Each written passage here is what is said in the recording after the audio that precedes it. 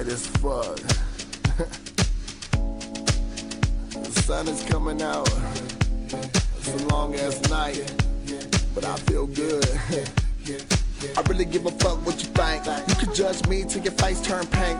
Just rip the show when we did what you can't. Luck and I'm drunk and I'm far in the paint. I'm in Prague, she's in Nor. Never really seen a black man with charm. Hopped in the cab and we off to the bar on the other side of town where the drinks come strong. 5 in the morning, I know the night young but she yawning. Took her to the tail, let her feel what she want. And I know I did it big, I could tell by her moaning.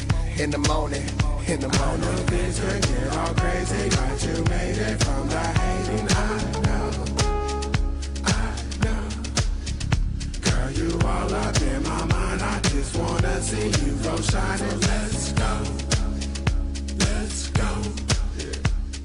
I'm taking a long ass flight overseas, sleeping on the plane until I reach Germany. Tiny group of people in Berlin, they heard of me. Stepping on stage to murder shit around 3. Sneaky motherfuckers usually surround me, but I don't clown, they got left on my sound. They wanna see a party go down with a cigarette burning past the filter degrees. In the club, hot mic fees, they hop like fleas. When they feel the energy, they got the pot white tees, but they love Lil Me.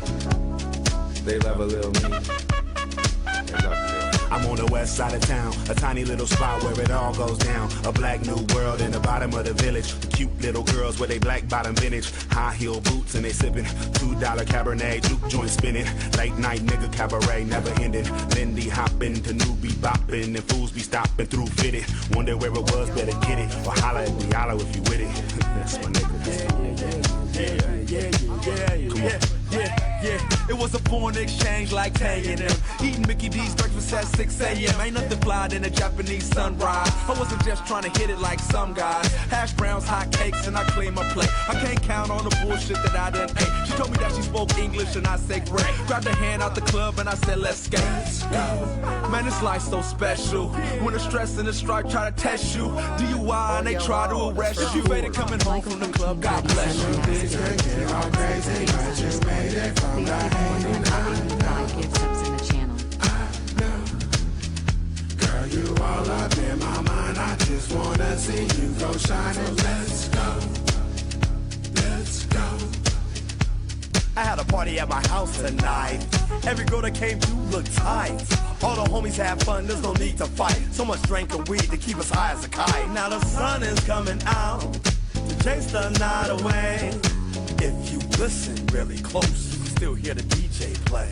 She was beautiful, I hung on every single word she said. Like, let's get close, there's no time to wait. My niggas ain't gotta go home, but y'all show can't stay. Good music for the grown and sexy. My lady and I, two of the best seats. But we ain't sitting down, we in step, see. Big booty up close, pressed to me. I grab her waist and I smell her perfume. Jill Scott keeps singing her tune. Full moon and it's feeling real now. Babysitter, 1 o'clock and we still out. Blow the joint, breathe the air, hit a detour. No one can see us in this lot, you could be sure. Make it hot, get the windows steamy. Car rocking is great to me. Things could get all crazy, but you made it from the hating. I know.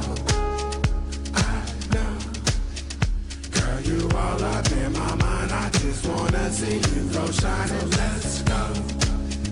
Let's go. Let's go. We can fly to Galapagos, swim in the aqua coast, rolling in sands, hand in hands, let me hold you close. Sip on some wine and toast, down the short lines and post. Living the dream, now I mean, we be doing the most. You the one that I chose, rub you down to your toes. Let's see how far this goes, under the cosmos. 2 searching souls where it ends, only God knows. But they for sure, I want you in my tomorrows. Yeah, and all them days after that, I'll be your Romeo, you'll be my Juliet. And if you with me, holla back, baby. Yeah, if you with me, where you at? Let's go. Yeah. And I wanna dedicate this to my senior, my main man on the boards, and to everybody that's coming home and it's really too early to go to sleep and it's too late to call it a late night creep. Take your ass in the house before noon, cause then you're crazy. And use a condom, and if you go to jail, call your mama, cause don't nobody else give a fuck about you. Peace.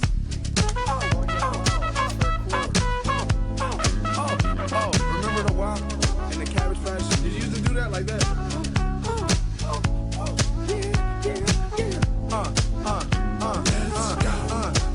To all the late night people, driving home from the club, you know your ass got work in the morning, I hope your ass don't get fired.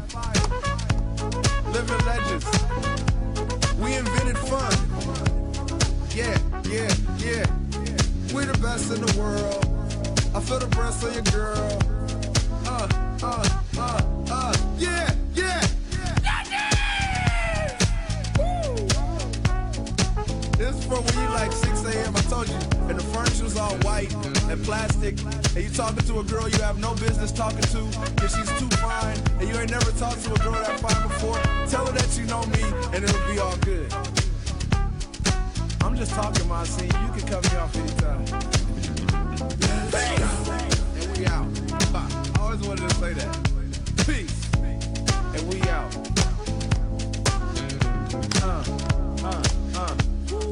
I want to give a shout out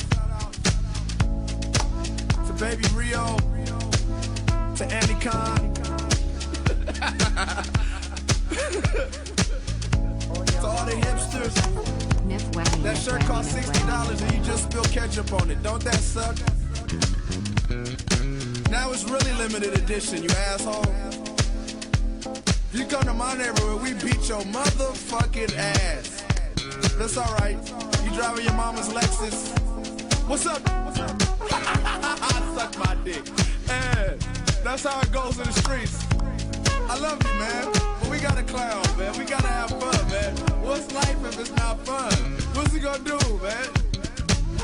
It's 6 a.m. You still high off cocaine, man.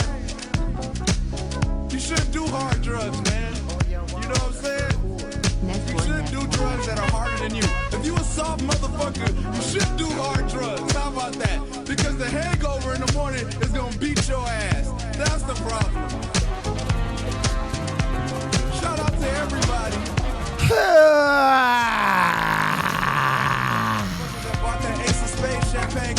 Ladies and gentlemen, now. Thank you, Taco Cub. Ladies and gentlemen. You're going to jail, but it's all right. And if you download, Ladies and gentlemen, you're never going to get laid again. Like Monsignor. coming to you live from my humble stream set up out here in Los Angeles, California. 6 a.m. and you just called a girl that got a baby of yours. And you gonna go. And I want to say happy But it's a Saturday. way of life. You know what I'm saying? And let me wish you a very And if, look. Hearty. All the Mexican homies headed to King Taco. in Hey LA. now. I'm going to see you out there. Hey now. Sister, because I want to get her pregnant. Hey now. Rato, eh? Hey now. Vámonos, pues. Hey now.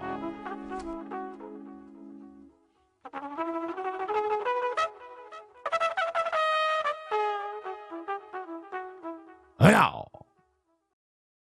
What's up, everybody? That was weird. My camera wasn't there for a second.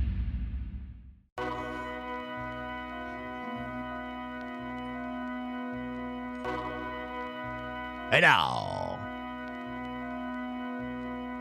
Hey, everybody. I'm back again to do the thing that I do every night. I know you guys missed me while I was not doing Be with you, stuff. Young Potty My One. mother said you sucked my pussy when you came out. Don't ever talk back. I handed your life and I'll snatch it back. I'm just a latchkey kid with a snot Oh, shit. Kendrick put out another diss track? Okay, here it is. Let me listen to it. nose. High school dropout space. I'm a rapper. Damn, this is good. And I ain't dealing with no minimum wage. I'd rather construct rhymes on a minimum page. Cynical ways. hip-hop distribution. Pulling the chrome out. And you acting like pulling the chrome out. Hated the sound of Shit, this is good. crooked letter.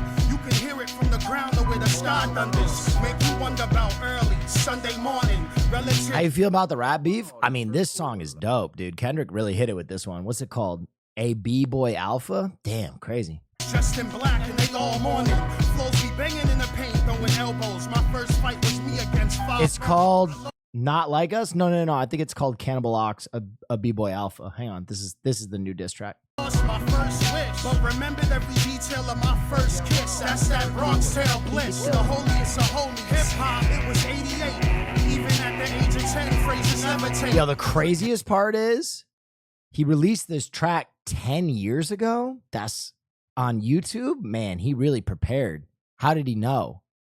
Little Hug quarter orders. Dodging stray slugs on the corner in that exact order. While you plan, death is what happens. I found the passion, aerosol cans and hands clapping. Okay, bye, Will. Damn. Skylar's Dreaming was really mad that I'm listening to Cannibal Ox, I guess. Or they were just stopping in for like 3 minutes. Cats rapping, linoleum and up rockets. The show shopping. Got your hot sauce today? It's Fuego. It is very good. Lead patches off of imposters. You ain't the real McCoy. You a wind-up toy, and it's gonna cost ya. And that's my beat. No, I'm here. I'm here. Why'd you say you were going?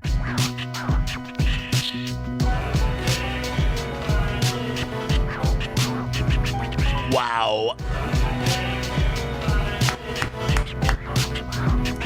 More like BBQ sauce? What the fuck? Bro, I swear I'm so easy. I swear I'm so easy. There's like 2 things you don't make fun of in here. Don't make fun of my dog and don't make fun of my sauce. That's it.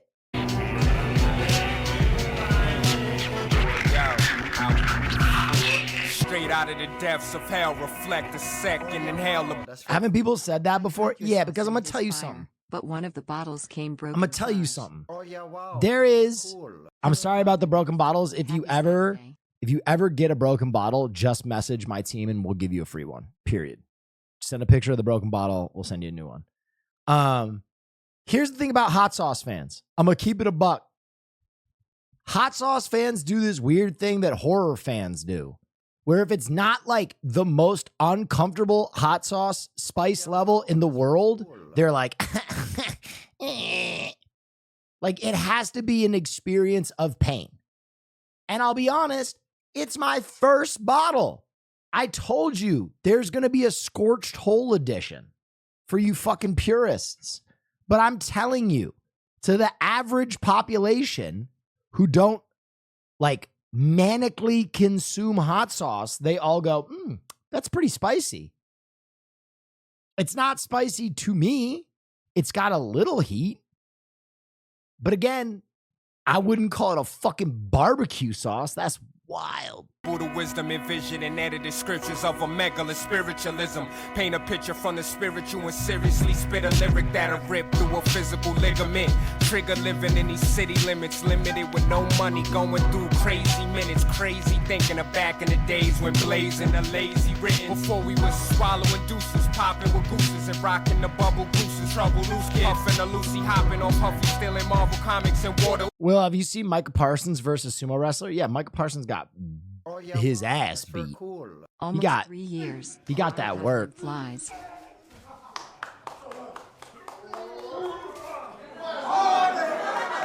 My man getting thrown like that all of a sudden creates this situation in my head where I'm like, why doesn't the NFL recruit more sumo?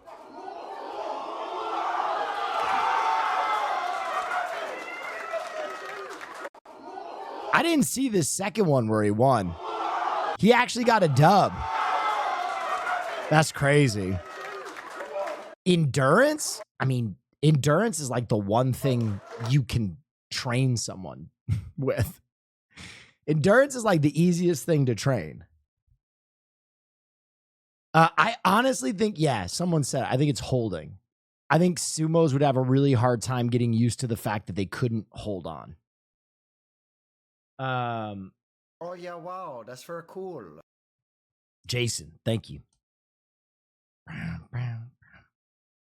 No footwork? That I disagree with. Sumos have great footwork. That's very cool. Yo. Linemen always hold? That ain't true. Put a sumo at D tackle? That might be interesting. Pokey Rogue kicking my ass. I suck. Okay. So by the way, we're not doing Pokey Rogue tonight. I was thinking about doing Pokey Rogue for 2 reasons.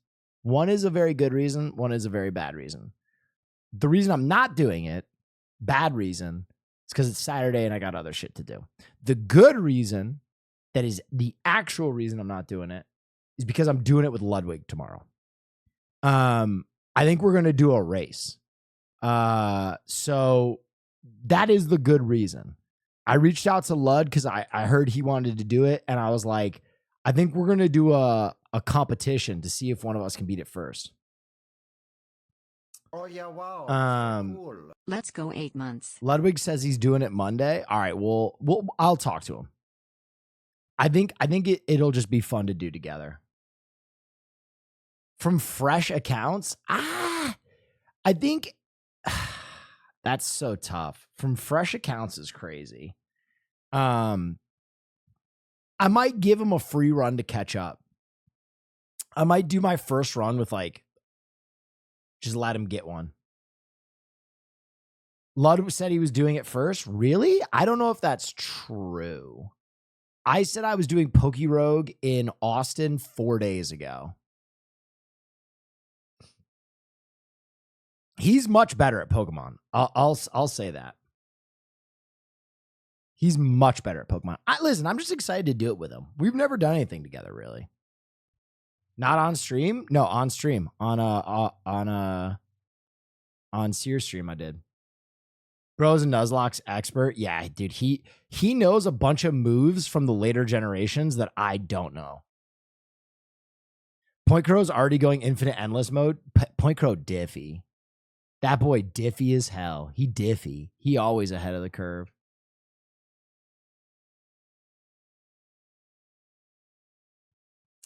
I think my hidden Pokemon though that is going to be the game changer.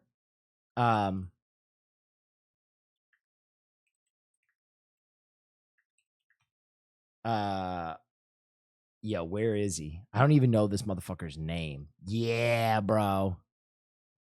Where is he? This guy. This fucking guy. Draconvish. This is actually my shit right here. Draconvish is actually him. He's Himothy. Strong jaw, all of his biting moves go crazy. Even though he looks like dog shit, even though this mon looks like a bag of ass, he's tough as nails.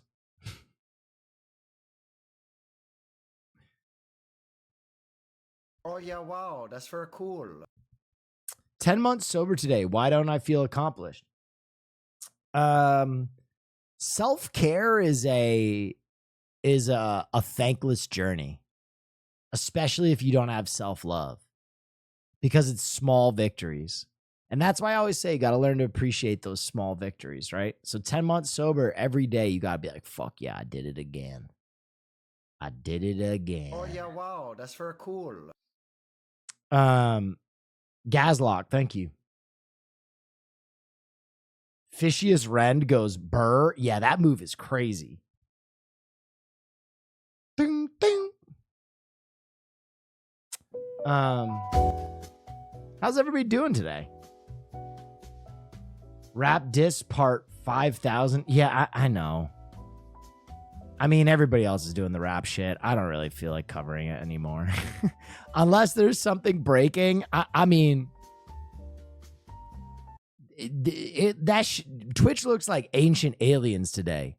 We got rap experts going through fucking Lyric Genius, pulling up Drake's mom's Facebook to look at graduation photos of him to be like, yeah, this bar is about how when he was getting his diploma, he shook with his left hand instead of his right.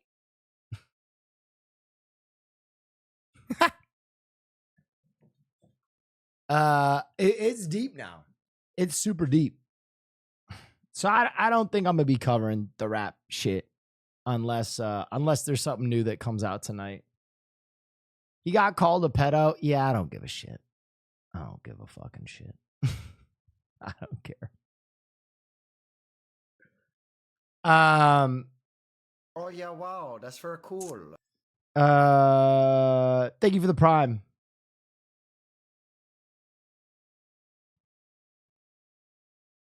Hi, Will. How are you doing? I'm doing good, man. I'm doing good. I've been dealing with my own shit. My cousin has cancer. I've told you guys this. And that's weird. That's like a weird conversation, especially like He's my closest family member. So we have a lot of conversations about it.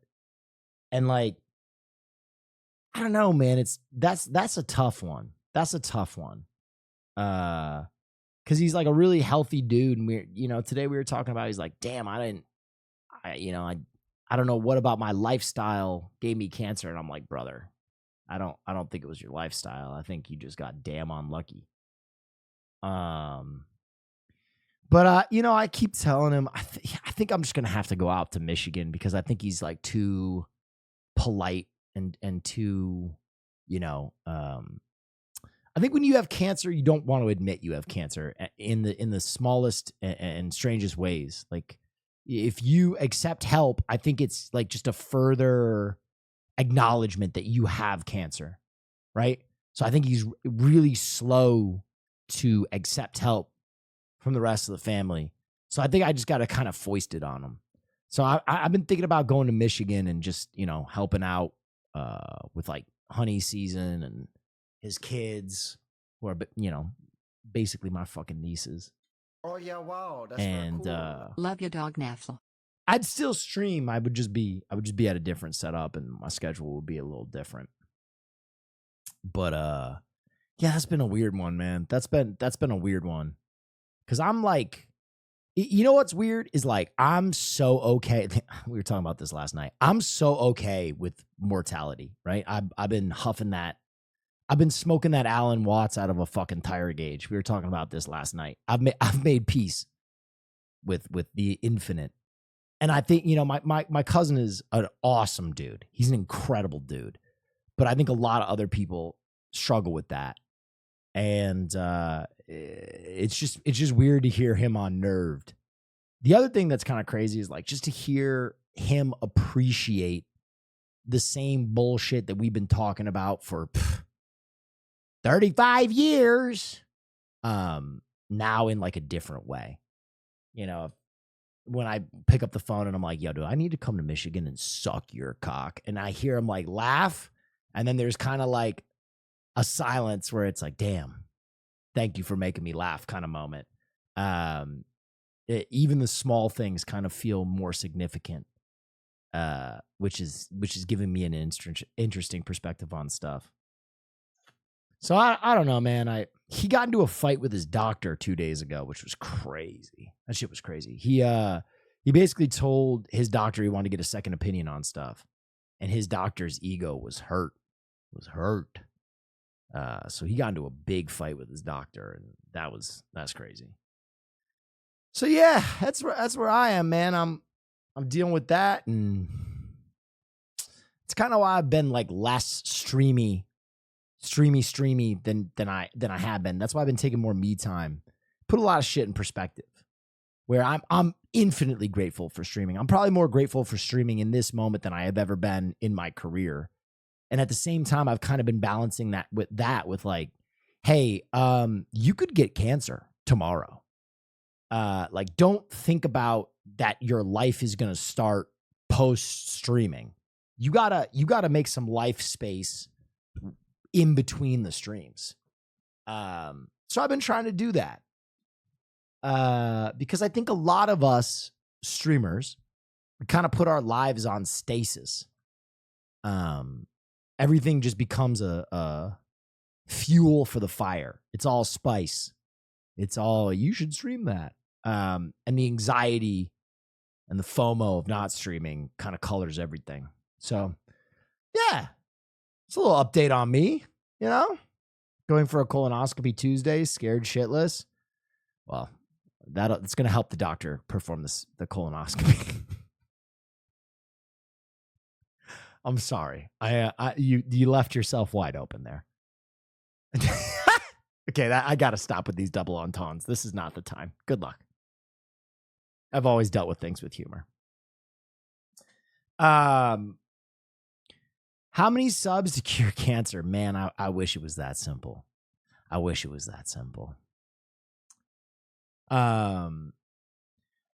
always appreciate your candor. All the best. Yeah, I honestly think that being honest is one of the best things you can do as a creator. I feel like so many creators, you're getting a product all the time. And that has kind of created this like dissension between viewers and the people that make the content. And it also creates like unrealistic expectations. I think in a way, by being fake all the time, it's almost like more parasocial than just being real. Because I think when you're fake all the time, people look to that and aspire to that and are like, oh, this is how this person is. I can be like that, or I should be like that, or my life should look like this. And if you don't talk about the real fucked up shit, then, you know, people get a fake view of what's going on. Mom got diagnosed with lung cancer in December and passed away in February. Oof. Actual waking nightmare. Cancer is the worst. Cancer is the worst. It's the withering disease. Yeah, you're a good dude. Hoping your cousin makes a recovery. Me too, man. Me too.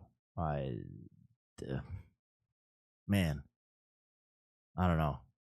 I don't know what I would do if he didn't. My life would change overnight. From in a very selfish perspective, like that's my guy. That's like my closest family member. So I don't. Holidays would just not be as fun. So he's really got to pull through. Hey, man, you got to figure your cancer out because my Thanksgiving is just going to be awful.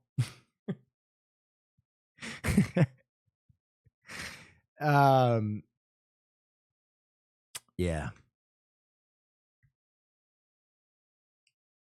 Laughing my ass off. Does he watch from time to time? It's really funny. It's always interesting, like what makes him laugh.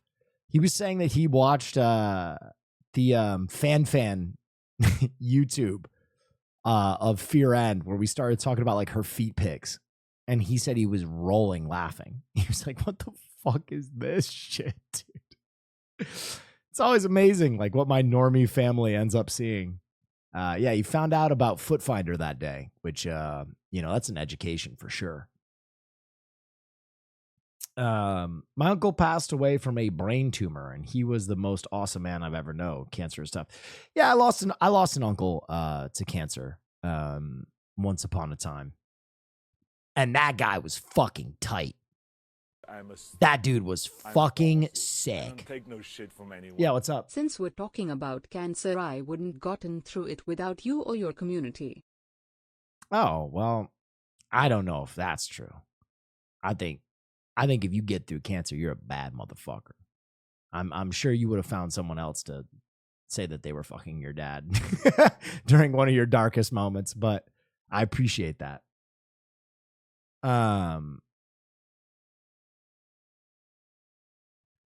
Anyway, I've dealt with a lot of loss. I don't want to bemoan it too much. I'm a little traumatized, actually. It's really interesting. I'm a little traumatized about kind of talking about like loss on stream, because I don't know if you guys remember this, but my oldest brother died like during lockdown, and I had nowhere to go. Like I couldn't leave LA. I couldn't go home to his funeral because it was like lockdown, not like lockdown light. It was like federal pound me in the ass lockdown. So I got on one night and I talked about it because, what's better than a therapist than a chat full of random people. And there were a lot of people on the internet who were like, he's farming his brother for clout. When I had like 200 viewers. And it was more just because like I couldn't do anything else. Like I couldn't go home. We couldn't do a funeral for him. And it just felt like I needed some kind of closure on it. So I ended up talking about it. And that was like one of the, what's interesting is like the things that actually affect you, because people as a streamer, as a creator, people say terrible, fucked up shit about you all the time. And then every once in a while, there's the thing that it like creates a nick in your armor where you're like, damn, that hurt. And that one hurt for sure. That and anything about my dog. Stay off my fucking dog. Whenever someone says something about Farley, I want to fucking crossband their ass.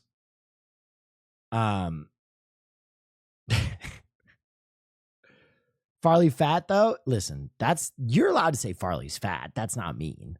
Like, yeah, Farley's he's a little husky. That's fine. That's okay. It's like when people are like, that dog fucking sucks. I don't care if you say Farley's fat. He is a little fat. Just don't say he's a shitty dog. Farley is gay as hell. That's also a true thing, though. Farley is a little husky and he is very gay. But like that's okay. Like that's part of his personality. He's a flamboyant homosexual queen. Like that's all right. Oh yeah, wow, that's very cool. Wahoo. Which also explains why Hassan is not that into him, right? Ready? Oh shit!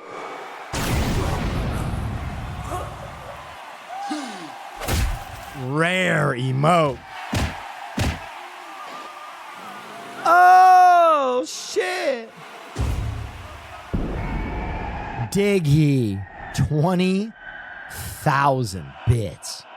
My God in heaven. My God in heaven. Thank you. Those are some tiggle bitties. Thank you. By the way, I'm thinking about redoing a lot of my channel's brandings, like stingers, transitions, and all that stuff. And I basically kind of want to clone a lot of the stuff from the old Adult Swim and see how that goes. All right, someone dropped a new teaser for Francis Ford Coppola's Megapolis. Megapolis? Hang on, what is this?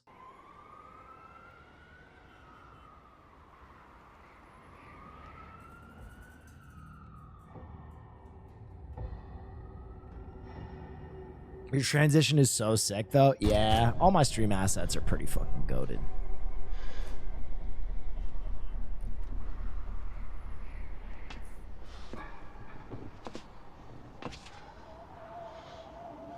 Wait, is he remaking the Fritz Lang film? Because this looks so much like Fritz Lang. No? Interesting.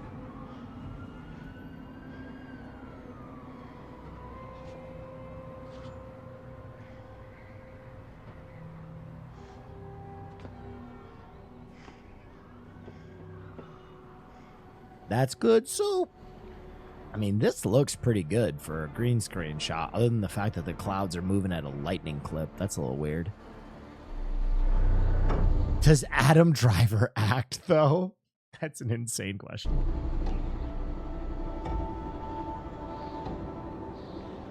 Just got here. Does Will react to Not Like Us?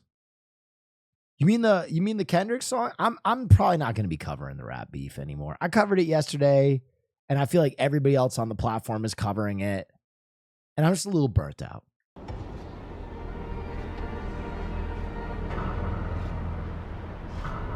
Time stop!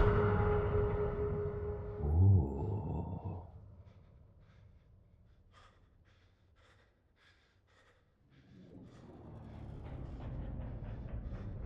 Hassan covered it for 8 hours. That's crazy.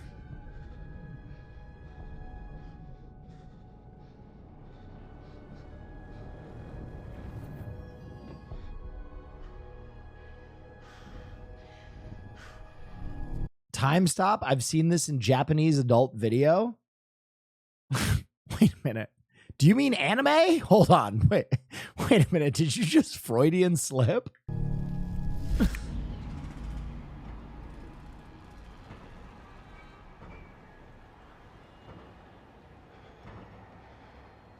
Look it up? No, there's no way I can look up a jab video. What are you guys even saying?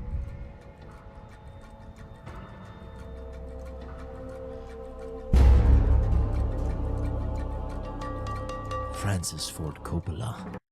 I'm with it. I'm excited for it.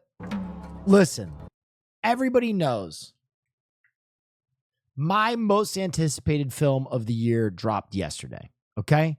The news dropped yesterday. I couldn't really talk about it because you guys were dropping subs like maniacs.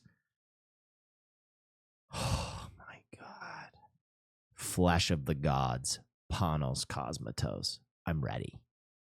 I'm fucking ready. I'm so goddamn dialed, bro. I'm so fucking dialed for this movie. It's unbelievable. I'm locked. I'm dialed. I'm ready. I'm tapped. I'm counting the moments till this film comes out.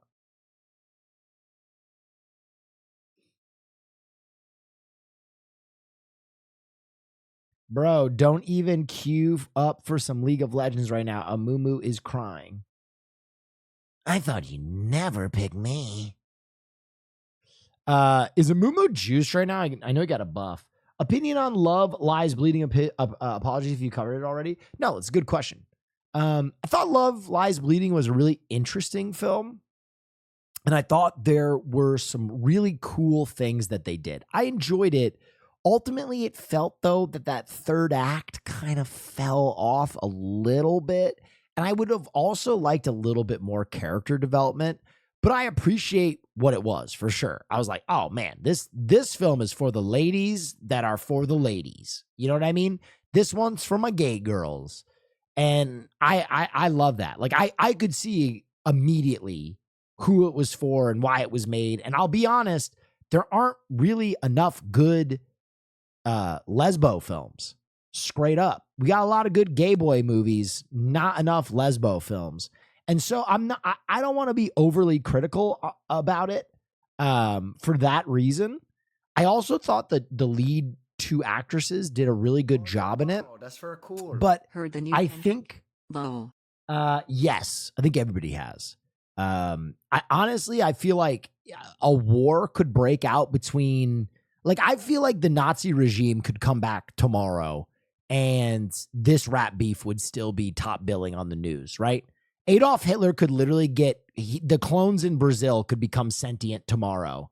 And they'd be like, Adolf Hitler's clone returns to Germany. That after we do 7 hours of rap beef coverage. Drake tweeted a picture of Kendrick with a frowny face on it. So yeah, I think everybody's heard the rap beef. But yeah, I thought Love, Lies, Bleeding was really interesting. Again, I think the characterization was a little off. And the other thing was, I think the trailer kind of prepared me for one thing. I thought we were going to get a little bit more of like the crime element of it. And it ended up not giving us that. But I thought it was interesting.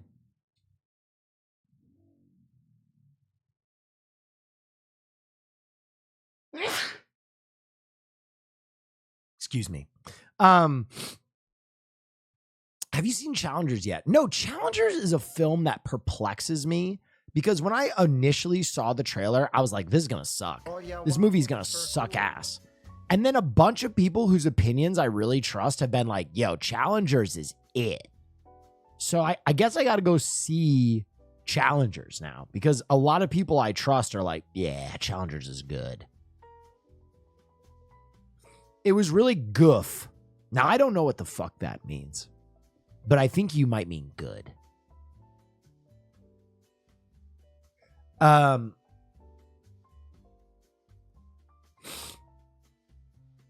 score alone made me want to see it. Okay, I'm with that. I love a good score. Oh yeah, wow. My goat is back. It's good to be My back. goat is Thank back. you. Oh wait, were you talking about me? Zendaya eats as per usual. True. Wow, that's very cool. Hi, Mr. Neff. Hope your day is going well. It is going well. I've been working my ass off. My rib still hurts, so I just I got on my exercise bike and rode it for like 3 hours while I watched almost the entire second season of Blue Lock, which was I'm in there. What is this fit? Yeah. Oh, he's at the Kentucky Derby. What do you mean, what is this fit? Everybody is dressed like this at the Kentucky. Listen, if he's at the Met Gala, you can clown him. But he's at the fucking Derby, Still bro. play Pogo. And what do I have to do to be your friend on Pogo? Do you still play Pogo? What's Pogo? Is this a setup? Is it like Pogo My Dick or something like that? I don't know. What's Pogo? Oh yeah, wow, that's very cool. Oh, Pokemon Go. Yeah, I still play Pokemon Go. I really just play it while I walk Farley. Guys, if you're at a horse race, all the women are wearing fascinators, as you can see. All the men have hats. This is a pretty normal fit for the derb. Anywhere else, you can clown that fit, but that's like making fun of an astronaut for wearing a spacesuit during a mission. Like, it's appropriate.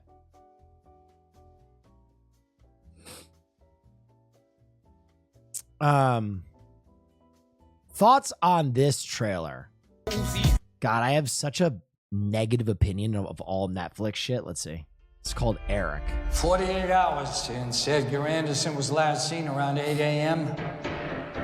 en route to school. We're urging anybody with information, however small, please come forward, pick up the... Hey, thank you, Paper Air. Bagels. Even Beef? Beef is an exception. Listen, there are some good Netflix properties, right? Like, I'm watching Arcane now. I forced myself to get past the art style, and I'm enjoying Arcane. I loved Beef. Baby Reindeer was fucking amazing, bro. Baby Reindeer, I didn't even talk about it. Baby Reindeer was... It was so good. Letting him walk to school sounded... Speak on it, please. All right, let's watch this trailer. I'll talk about Baby Reindeer.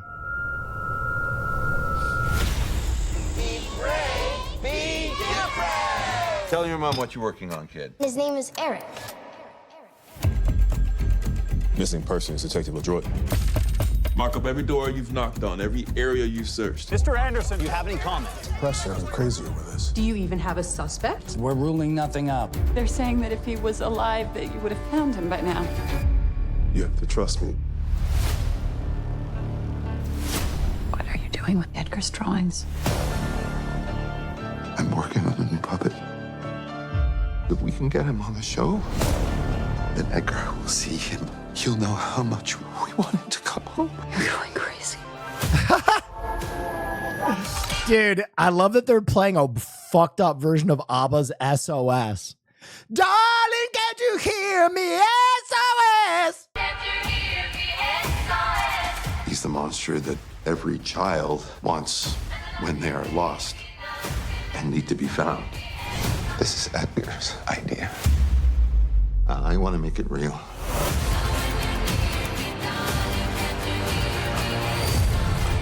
Gets kind of lonely in this city.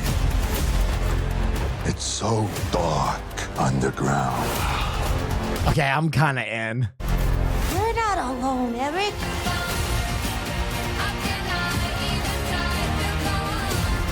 The kid's been gone for over a week. Don't give up on him. Eric is going to help me find Edgar. Oh, Vincent, Vincent, Vincent. Is this a series? Or is it a movie? Darling, can't you hear me? SOS. What are we gonna say? I'm gonna say something. Oh, Baby Reindeer. Yeah, Baby Reindeer is a fascinating show that I saw someone say it made them feel very uncomfortable. Well, yeah, good. I think it is made to that effect. I think it's a deeply personal story. That is like, it's so unbelievably honest that like you almost have a hard time believing it because it's so fucking candid that you're like, Jesus Christ, bro, maybe you should, holy shit. When he admits to like jerking off to his stalker, you're like, God damn. All right, I gotta pee real quick. I'll be right back.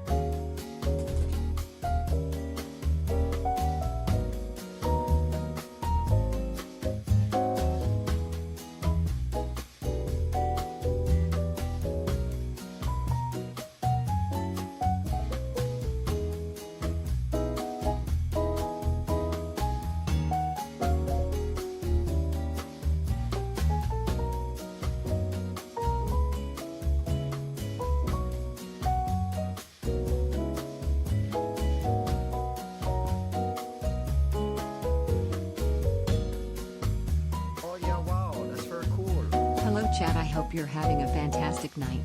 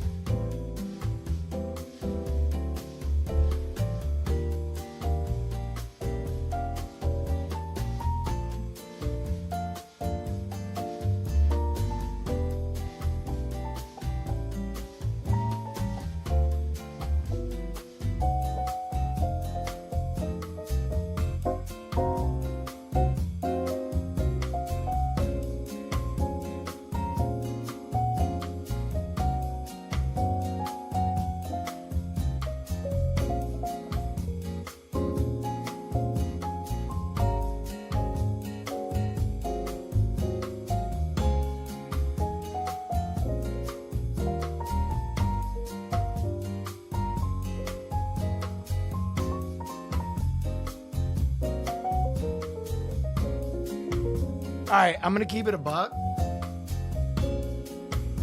I drank 2 coffees and I felt my stomach turn inside out and I just shit my brains out.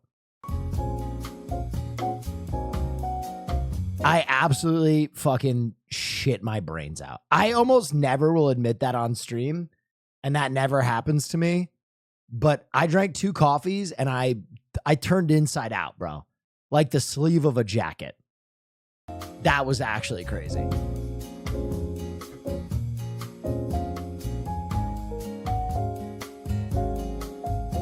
I can tell by the sheen on your forehead, bro. I was sweating. Oh, yeah, wow. That's very cool.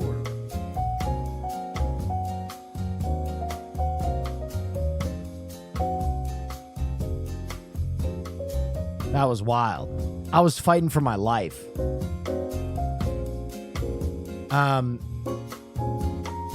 right. Now for something completely different. Let's watch the new Joe is Hungry, baby. Naked poo or not? Dude, I didn't have time to get naked. You crazy?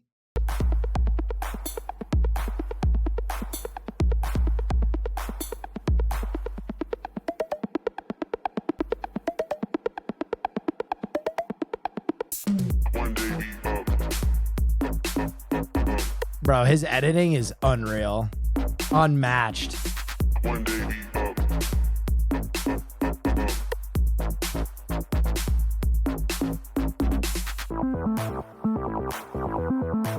Oh, shit.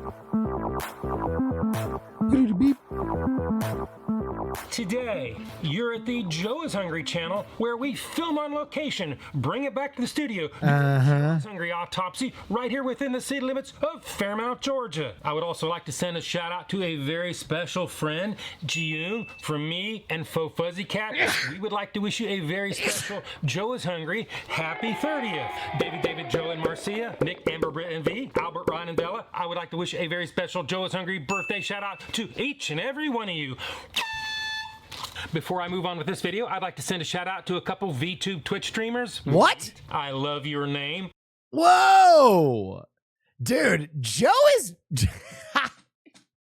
I'm going to go into a Raffle Gator lobby one night and I'm going to be like, I know that voice. I'm going to be like, yo, Joe, what? Are you in VR chat, bro? He's with it, man. I'd like to know where that came from. And Snuffy, I want you to know I have... Yes! Dude. Joe's with Snuffy. He's one of us. Not forgotten. Today, we're again headed back to... Bro, I remember, like, listen, Joe's always been based. But I remember when Joe admitted that, like, what was it? His, like, his number one, like, administrator of his community is, like, Femboy Friday or something like that. And I was like, hell yeah. To put the newest limited time offer. So based. Joe is Hungry microscope. The new cheesy bacon supersonic stack is hopefully made fresh and constructed with 2 beef patties, 3 Are you accepting refugees from the Lamar Drake shenanigans? I can't find a place they aren't talking about it. I would say yes, but I'm pretty sure Joe is about to go into an exhaustive 9-minute video about the background of Kendrick and Drake's beef. That's for a cool. 07. You might not know it by looking at him, but Joe is Hungry is a fucking hip hop head, bro. No, you can seek refuge here. You want to know why you can absolutely seek refuge here? Because I am one of those refugees as well. I'm so over it. The Drake Kendrick beef has reached the same feeling for me as Taylor Swift Eras tour, where I don't care. I don't want to see Travis Kelce. I don't want to hear about the Chiefs. I don't want to see pictures of her eating a hot dog. I don't want to hear the latest diss track. I'm there. Slice of bacon, or at least according to their picture on their website, because they don't say in the description, but we will see about that. 3 slices of American cheese, crinkle cut pickles, diced onions, ketchup, and mayonnaise, on 2 thick slices of Texas toast. Hopefully I'm not going to mess this up today, because after Checkers and Bojangles, I really need something good. Each double burger bacon stack will compromise your already failing diet to the tune of 740 calories. Will pretending he didn't cover it yesterday? No, that's the thing. I did cover it yesterday. I did. That's why I'm trying to leave it yesterday. I caved because everyone and their mother was like, "Did you see the picture of the Maserati glove?" And then I was like, and you know what? I got chastised because I was like, yeah, it's all right. And people were like, what? This is the greatest moment in hip hop ever. And I was like, yeah, I don't know. Nutritional information on the screen and in the description below, minus the serving weights. Wake up, Sonic. This limited time offer will delete $6.39 from your already diminishing stash. Make it a combo for $9.69 before taxes in Georgia. Are these going to be piping hot right off the grill, or are they going to fall prey to the burgers in my last Sonic video? Sonic, Adairsville, you fail the Joe is Hungry temperature test. Has Sonic up their game? You did like 3 hours yesterday. You're fucking tripping, bro. Mended their ways? Are they going to step up to the plate and give me what I need? Are we headed for more lukewarm burger mediocrity? Well, there is only one way to find out, and that is to head over to Sonic and roll the drive-thru ad. Sonic in Adairsville, Georgia.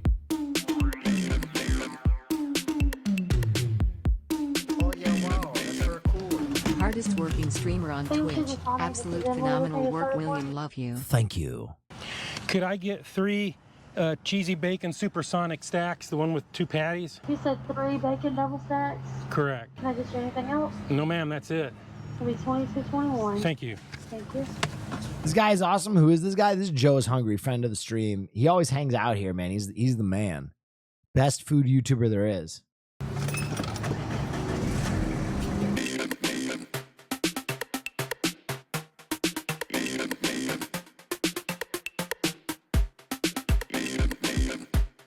Hey, Joe is here right now, everybody. Go follow Joe is Hungry channel. He's right there. You see the VIP next to him.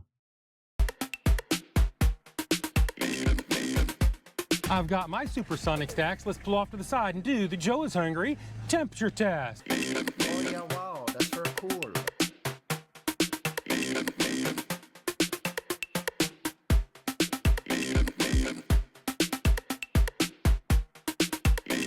Sonic stack number 1 is 141.3 degrees Fahrenheit. Sonic stack number 2 is 142.5 degrees Fahrenheit. Sonic stack number 3 is 143.8. That'll pass a temperature check. If you've been watching my channel for any length of time, you know I like my temperatures at 140 degrees or above. Hotter is always better. I would have liked to see these a little bit hotter than that, but today they fall within parameters. So Adairsville, Sonic, you pass the Joe is Hungry temperature test. Now it's time to peel back the layers, right the wrongs, see what the monetary value is, head back to the studios and do the Joe is Hungry weight test. If some of you are getting tired of watching me set the tear on my scales, leave it in the comments. But for today, we're going to take off with the packaging. In other words, we're going to set the tear on the scales. Joe on Fear and When? Bro, I would never subject Joe to my co-hosts. Oh yeah, wow, that's very cool. Joe is a real adult. I can't put him in that room.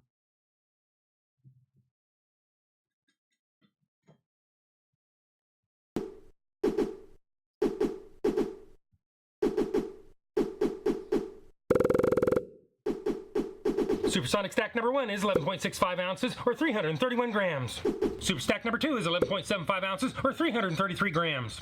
Supersonic number 3 weighs in at 11.30 ounces or 3. I want to see Austin Creed on Fear End. Oh, that'd be sick. I fucking love Austin Creed. Austin Creed could deal with that room.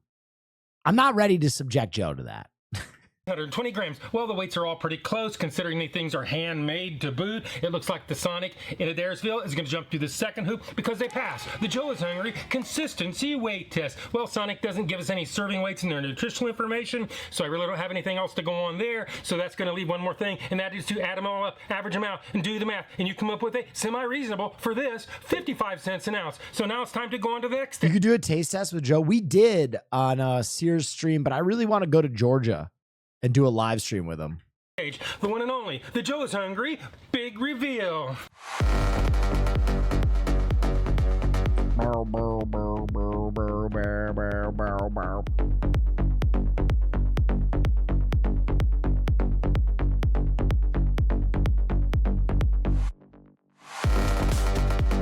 What song does this remind me of?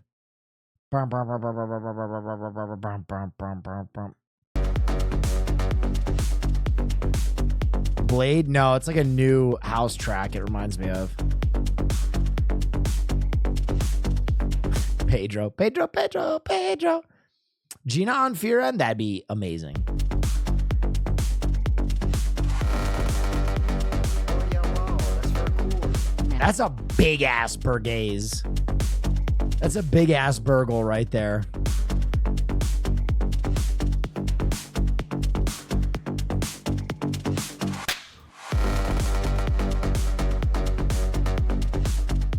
This is what it looks like, and this is what it's supposed to look like. This is what it looks like, and this is what it's supposed to look like. We've seen what it looks like, and we saw how much it was.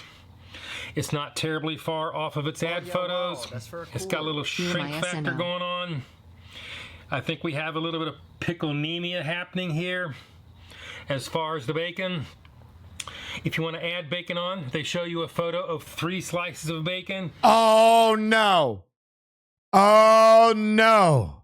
Listen, if you know Joe like I know Joe, like you know Joe like I know Joe, there is one thing. There is a cardinal sin that you cannot commit, and that is under-delivering on bacon.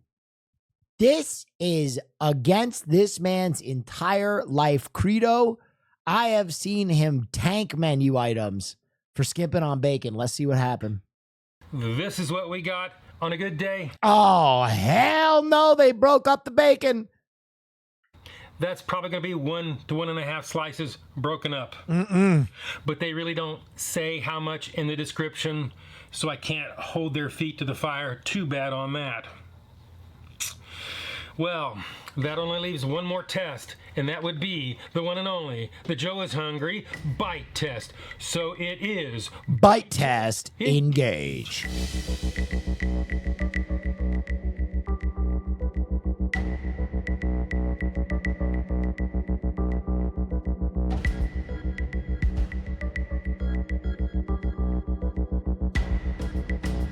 Yo, he's feeling very mid about this. And I'm telling you, Joe, he's a pro, right?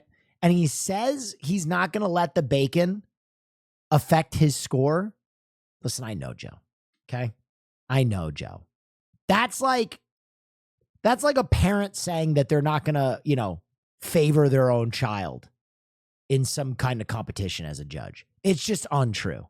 They skimped on his bacon. It's ogre.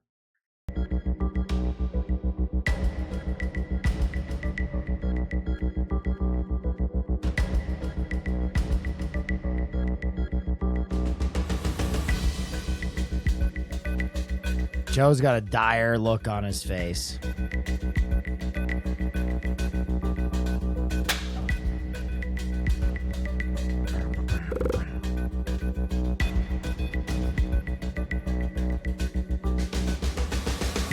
This was a meaty, savory burger and not a bad value at 55 cents an ounce, although there was only about That is good value.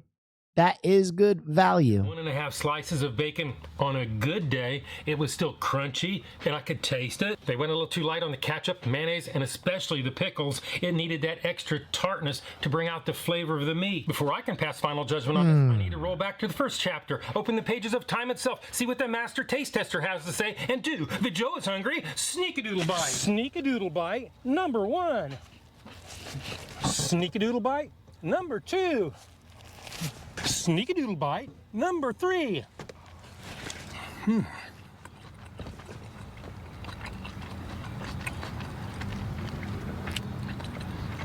Joe Prime, don't you want a sneak preview? Oh no, not today. Whatever. Anyway, the bacon is crunchy. I can actually taste it. It is very cheesy, and it is definitely a mouthful of meat. Even the Hey, yo, pause. bread appears to be toasted. Anyway, now it's time to give this thing a score. If you don't know my scale is 1 to 10, 9 being the best. Anything above 9 is a once-in-a-lifetime experience and almost never achieved. 5 and down is that slippery slope to the pits and depths of fast food hell. And give this the score that it really deserves. My rib. I don't know, man. I think this just cracked the 6s, but I'm worried about that. I'm worried about the bacon undercurrent. The other thing I know about Joe is he's not Dave Portnoy. He's not afraid of round scores. He is not afraid of round scores. He'll give something a 6. I think this might be a 6 flat. I'm going to go 6 flat. Sonic, I don't have any major complaints with the presentation. However, I would have liked to seen maybe a little bit more bacon or even a hotter temperature. I told you about that bacon. I warned you. He said he wasn't going to count it, but I knew it was a lingering thought in his mind. I know Joe. I've downloaded his ego. I'm in his head. I'm walking around. He cannot let bacon injustice go. I know you passed the temperature test, but I can't help but think that you're cooking these patties a little too far in advance in order to move people through the You are in my brain. Listen, Joe, I've downloaded you. All right. line. I'm a big fan. And going light on the condiments, especially the pickles. I watch Joe like Cutie watches Taylor Swift. I'm waiting for the Joe is Hungry Eras tour. Joe's way. And you know, I love my pickles. Sort of left the overall taste go sort of flat, dropping this into the mid-range. So today, Sonic, I'm gonna have to go 5.9. Oh! God! I'm always right there! Come on! That is my number. This is my review. And hopefully I will see you in the next video. Good score, Joe. The fact that I'm always within like 2 points is kind of wild. It's kind of wild. that I've become like an NFL draft expert on Joe's videos. Now, he says he's not going to credit the bacon, but I know Joe, and he's crediting that bacon. Ladies and gentlemen, if you enjoyed that video, Joe is one of the most prolific creators on the platform. Please go check out his YouTube or his Twitch channel. He's new to Twitch, and he's been doing a great job. Thank you, as always, Joe. All right, what else are we doing? Huh?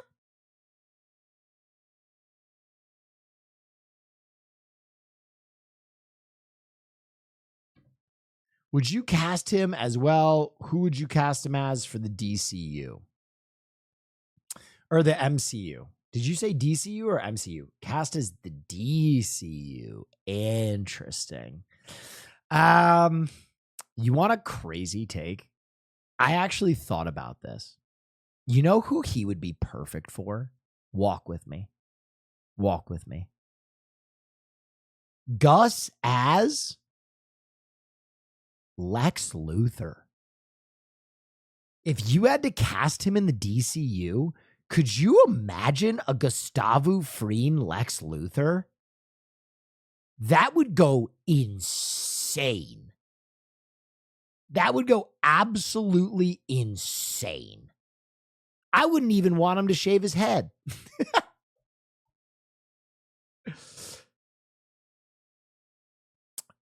I'll be interesting to see who they cast him as in the MCU. Maybe like a new Charles Xavier? That would be crazy.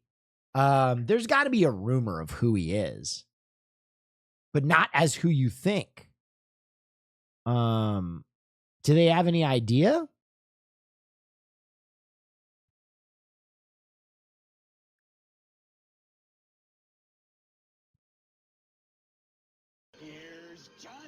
Thank you for the raid. He's Squirrel Girl for sure. Oh, fuck. So we don't know, but apparently he promises it's better than you can imagine. Bro, Professor Xavier, I'm with that. I don't know. Dr. Doom would be awesome. Dr. Doom would be awesome. Victor Von Doom. Thank you for the 10 banger. Thank you. Thank you. Thank you. Thank you. Magneto? Magneto would be interesting. I feel like Magneto for me is one of those characters where he's got to be like Eastern European with long ass hair and eyebrows. Pierce Brosnan would be a perfect Magneto. The two of those guys opposite each other as Professor X and Magneto would go nuts.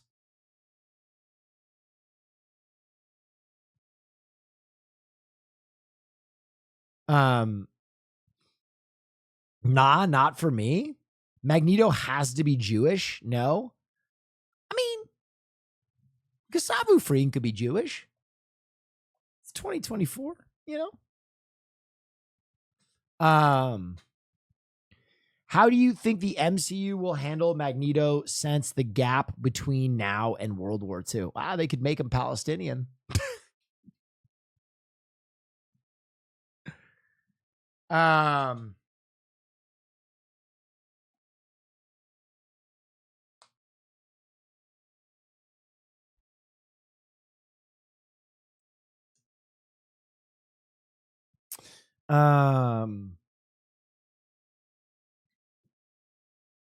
Hey, Will, just learned my bank info got stolen, so I'm drinking and watching you tonight. You might want to deal with that. You might want to deal with that. You might want to make sure you deal with that, though. I appreciate you watching, and I'll do my best to distract you. But also, deal with that. I created a Skyrim mod that allows my Twitch chat to voice in-game characters with mouth movements. Let's just say it went horribly as you'd expect. Also, if you die in game, you die in real life. Wait, what? A game mod before. Chat can live voice NPCs. It's going to go horribly. Hey there, kid. You want some drugs? Dragon's Alduin was born in 1998 when The Undertaker threw mankind God damn. Oh, hey, Ratface. Hello there. I'm brought to you by Raid Shadow Legends. Let's get ready for That was the best one. There's some immersion here. What's up, dude? Nice. Sup, dude? Nice cock is awesome. I heard about this guy in Whiterun who apparently has a nice. I don't know about that one. Oh yeah, wow, that's very cool. Did R&D get banned? Just dropped onto my house. What do I do? A meteorite? Sell it. That's right.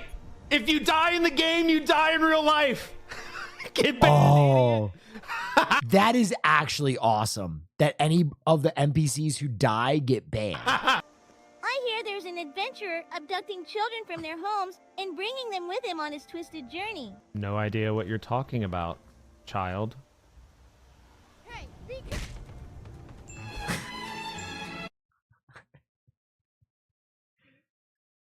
Okay, that mod goes crazy. God, that mod is so sick. I would love to do a game like that with you guys. Let my sub elapse elsewhere. This is my sub home now. Okay, Round Burb, welcome home. I know we talked about fan castings for actors, directors, but who would you want as a writer for this project? Who should write The Brave and the Bold? Can I be real?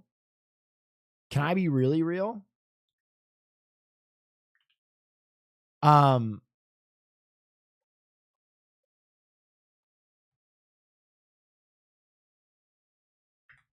Let one of the comic writers do it.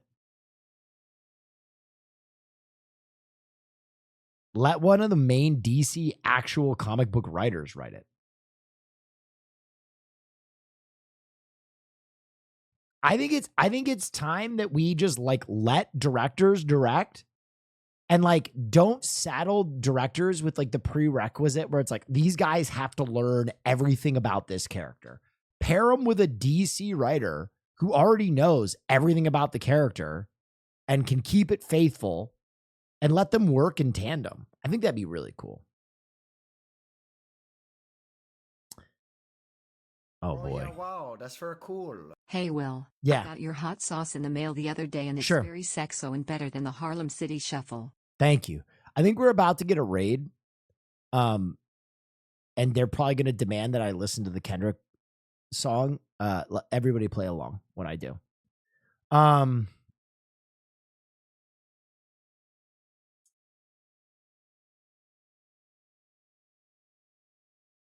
My mom liked your hot sauce.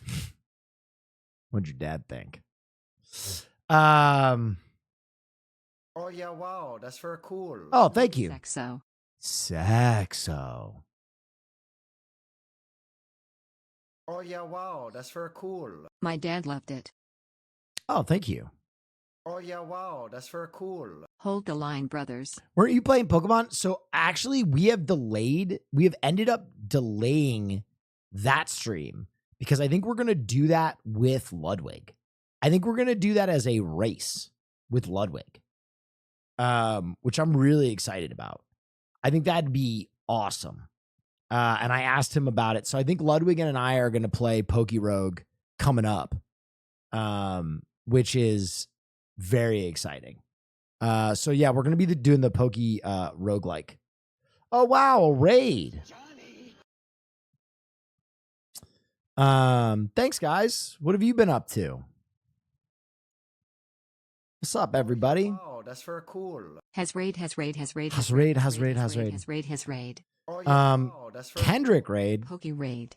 Oh, did he release a new song today? Wow, that's very cool. 46 Oh, damn, let's pull it up. King of late night. All right, here's that new Kendrick. I haven't listened to it yet. 43 months Foggies. Oh yeah, wow, that's very Okay. cool. Big 25 Neff. Oh yeah, wow. Oh, damn, this is hype. Kendrick has raid. Oh, shit.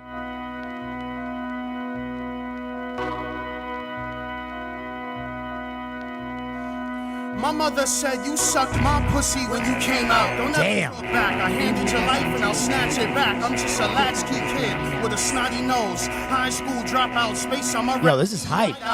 And I ain't dealing with no minimum wage. I'd rather construct rhymes on a minimum page. Cynical ways. Hip-hop distribution. Pulling the chrome out. And you acting like pulling the chrome out. Hated the sound of grandma's crying a crooked letter. You can hear it from God damn. where the sky thunders. Make you wonder about early Sunday morning. Relatives dressed in black. Yo, this is good. Flows be banging in the paint, throwing elbows. My first fight was me against 5 boroughs. I lost. Oh shit. But remembered every detail of my first kiss. That's that Bronx tale bliss. The holiest of holies. Hip hop, it was 88. Even at the age of 10, phrases levitate. Drinking little hug quarter waters, dodging stray slugs. Damn, he really hit it with this. Order. While you plan, death is what happens. I found the passion, aerosol cans and hands clapping. Backspins, microphones and cats rapping. Linoleum and up rockets. The show shopping. Who ripped Lee patches off of imposters. You ain't the real McCoy. You a wind-up toy and it's gonna cost ya. And that's my B-boy out. Damn, he called him a wind-up toy.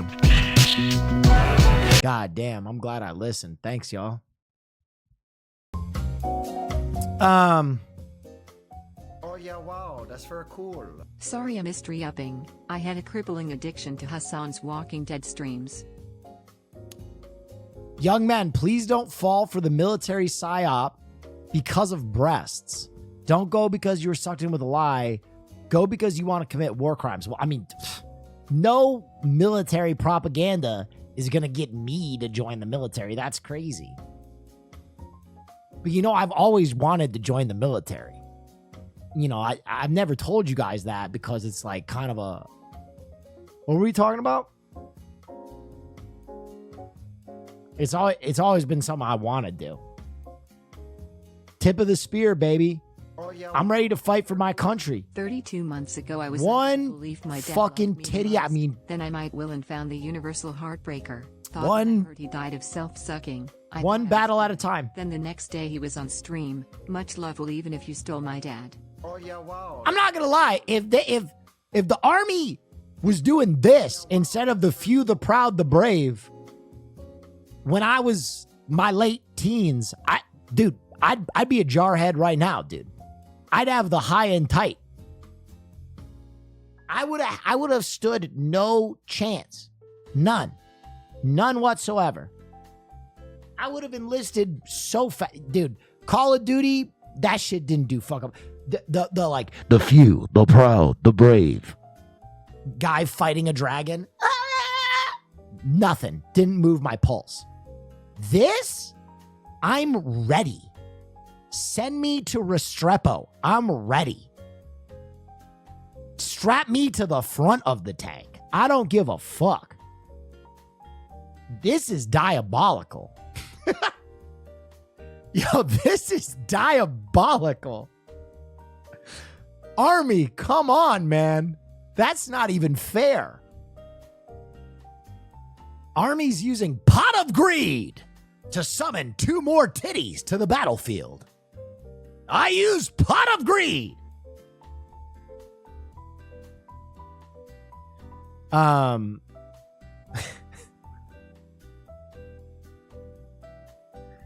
They've enlisted the help of heavy naturals. My God.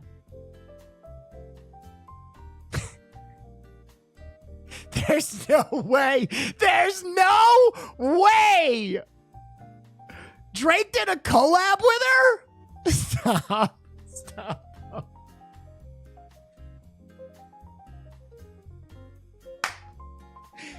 And just when I think I'm out on Drake, he pulls me back in.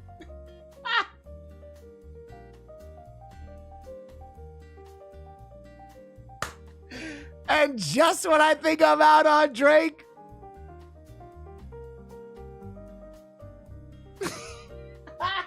I'm a stud. Ballsy. Take no shit from anyone. Army Esports has really upped their advertising. I know, bro. Days. Golly. Well, I'm going to fat camp tomorrow. When I come back, I'll finally be able to self-suck. God, you're so fucking based. You're so based for that. I'm going to fat camp tomorrow. That is When so I come based. back, I'll finally be able to self-suck. Wish me luck. Hey, why do you want to lose weight? Health? Positive self-image? I want to suck my own cock.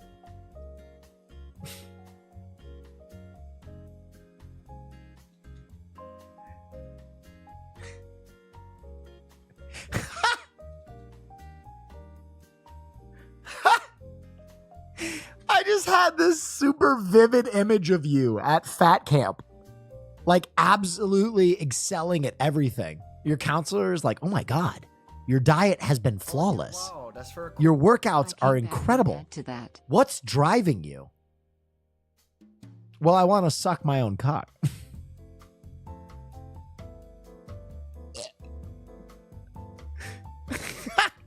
Oh yeah, wow, that's very cool. Duh. Clips are turned off. Yeah, I turned clips off. I turned them off. I fucking turned them off. I turned them off. Because you want to know why? You want to know why? I'll tell you why. Because I never saw any good clips. I only saw clips of people trying to clip something out of context. Where I would be like, I'd be talking about the rap beef. And I'd be like, Drake should be able to say the N-word. I'm sure Drake is like, I wish I could say the N-word. And then people would just take the, I wish I could say the N-word. And they'd be like, haha, look at this clip. Look at Will. Look what he's doing. I do like 3 hours of pretty tight comedy every night. And people just wait for the moment that I'm like spreading my cheeks a little bit or ripping a shirt off. And that's what gets clipped. That's it. That's all. I got this good clip yesterday. All right, let's see. My team, New York's basketball team. Yep. Defeated Philadelphia 76ers. Mm-hmm. They had trusted the process for a long time, and Joel Embiid just was a little injured. And I was really proud of how New York fans dealt with the win. Calm, collected, true, polite. Here, take a look. This is Madison Square Garden after the win. Joel Embiid, come take these hands, bitch! And Jalen Brunson. I'm telling you, this is the most New York thing ever. This is the most New York thing ever. This little orphan Annie looking motherfucker. Joel Embiid, come get these hands, bitch. These hands, bitch! Hits the modified crip walk. The sun'll come out tomorrow. Bet your bottom dollar that Katie sucked my dick, yo. Suck my New York dick, bitch.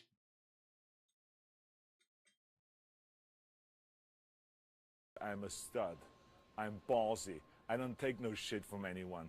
My brother in Christ, the whole stream is a clip. Thank you. That is true. I don't do myself any favors with the way I speak. I'll be honest. I get it.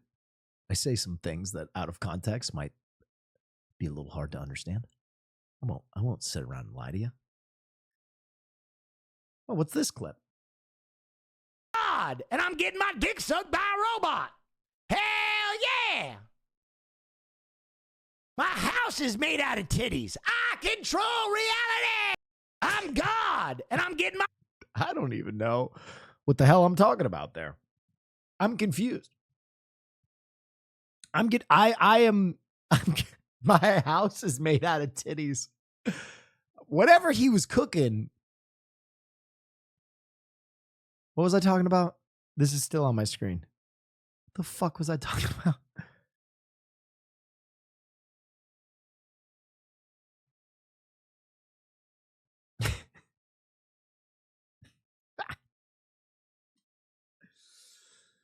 Oh, titties for war crimes is a dangerous game. Some deviled eggs with the hot sauce.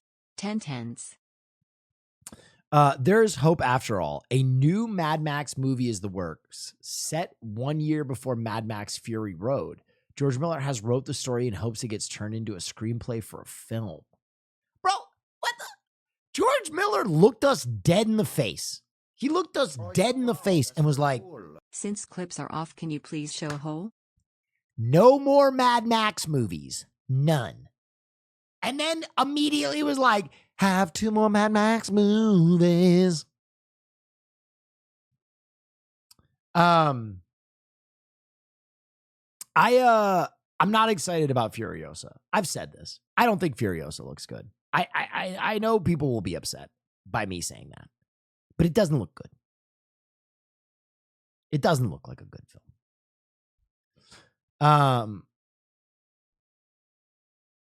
But women, am I right? I'll be honest. That has nothing to do with it. That absolutely has nothing to do with it. I was actually so excited for Furiosa leading up to it. People know this. Fury Road is one of my favorite movies of all time. So when Furiosa first got announced, I was like, yes. Fuck yes. Fuck yes. Fuck yes. And then the trailers came out, and it looks like shit. It just looks bad. I don't know how else to tell you this, but it just like this looks bad. Everything kind of looks like cheap and like a DC movie, and not good. Yeah, this looks like shit. This is all green screen garbage. Bad. So looks like Dune.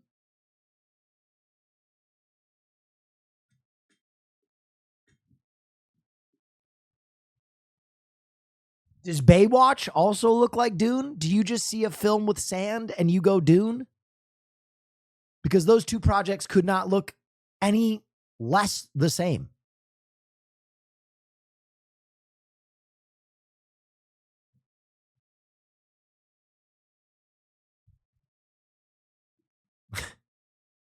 Same chatters who are like, yo, Will, you look like Northern Lion.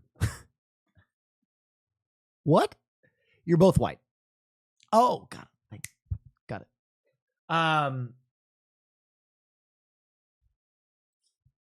Dune 2 acting was terrible. It was so bad. The amount of time Zendaya spent staring into the camera.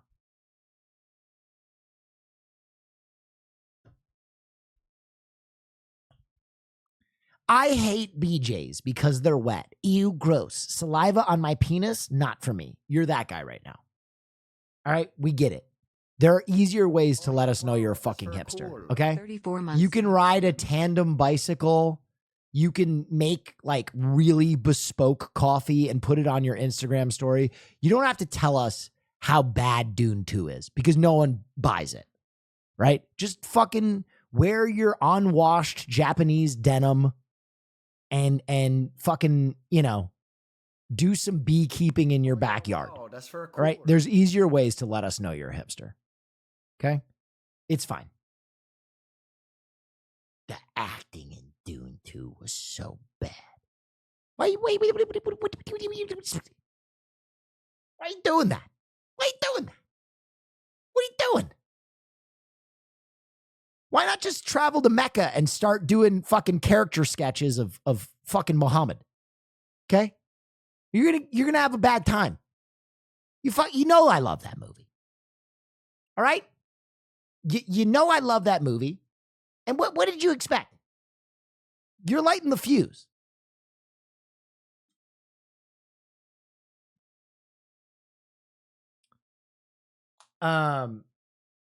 He's doing it. Yeah, see, this is exactly why I have clips off. Because if you didn't have context on on that quote, who baby? Oh.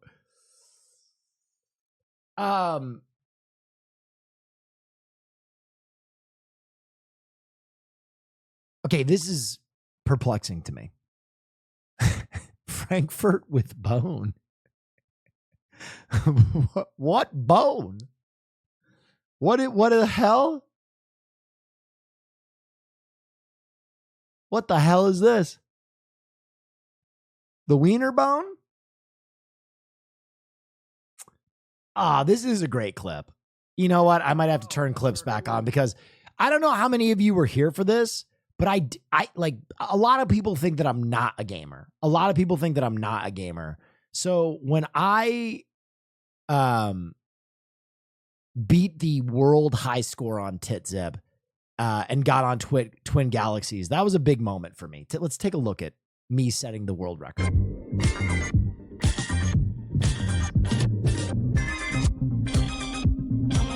There it is, 240!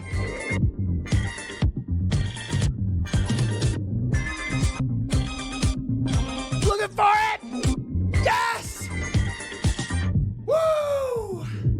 257 on TitZip. I mean, you just won't see it again, you know? It's like a 3-minute mile. You probably just won't see it. I was perfectly in the zone. I was in a void state. And just everything was clicking that night. But you know, preparation is really what it's all about, and that, you know, you create your own luck. But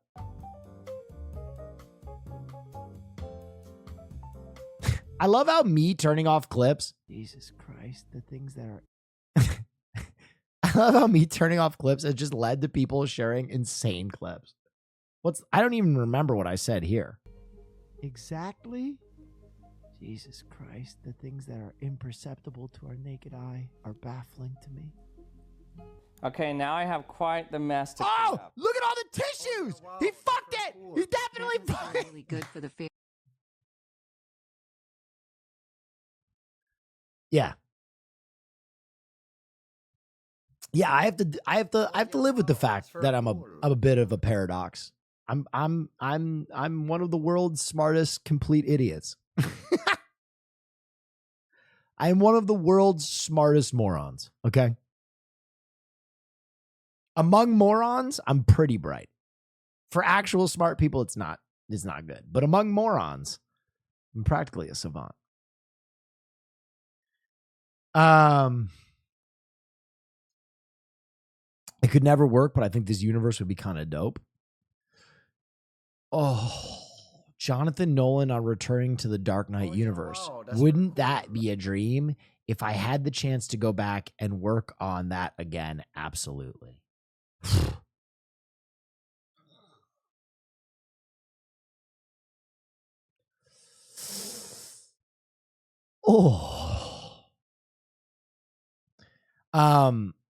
It would be interesting to see a Jonathan Nolan without Chris. That would be an interesting project. You know what'd be crazy? Let Jonathan Nolan do a Nightwing project. How sick would that be? If they were just like, hey, Jonathan, you get to do a film in the Dark Knight universe, but you don't get to do Batman. You got to do Nightwing.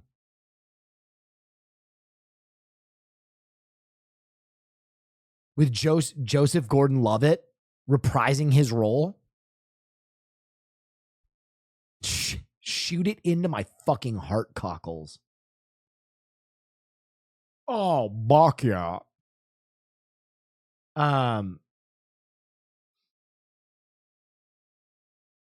How do you think this movie will do?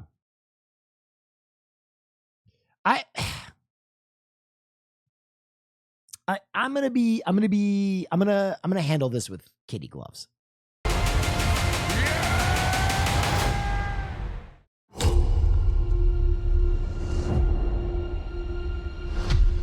Are you familiar with the concept of evolution?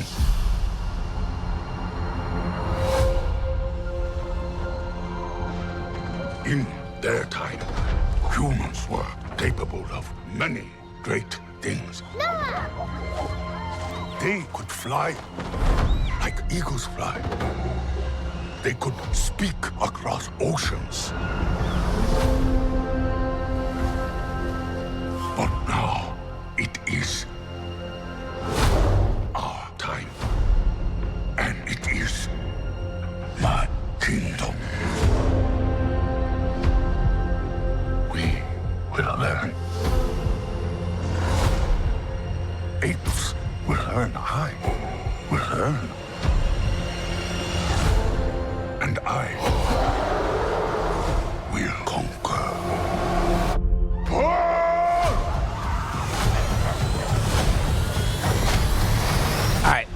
So I'll keep it a buck.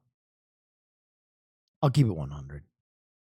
I've never understood Planet of the Apes. I don't get it. I just don't get it. Oh yeah, wow. But I know that's very cool. people love Planet of the Apes. I know people fucking love it. Right? People fucking love it. Damn, Planet of the Apes. So sick. So I don't want to talk too much shit because people love this franchise. They do. But I've never liked a Planet of the Apes movie. Even the original ones. The old fucking ones. I don't get it. I don't give a shit. I'm sorry. A smart chimpanzee? A smart chimpanzee? Oh, it's just a fucking human being. It's just a fucking human being. It's like Tenet reverse bullets. Watch out for reverse bullets. Oh my God, watch out. Just a fucking bullet, man. I don't get it. It's not for me. I have no take on this. I have no take on this because I don't watch these movies. So don't L take me or W take me because I have no take. All I will admit is that my preference for my taste, I don't fucking like these movies.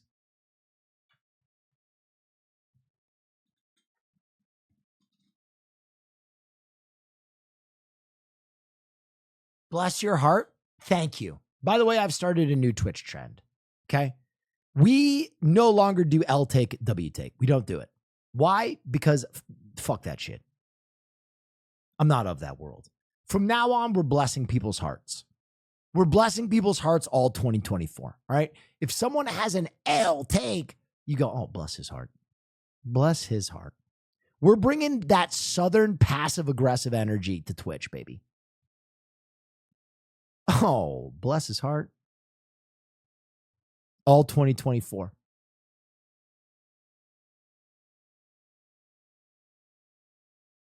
That is what we do here now. If you disagree with one of my takes, if you think I'm a fucking idiot, yeah, you tell me that you're praying for me.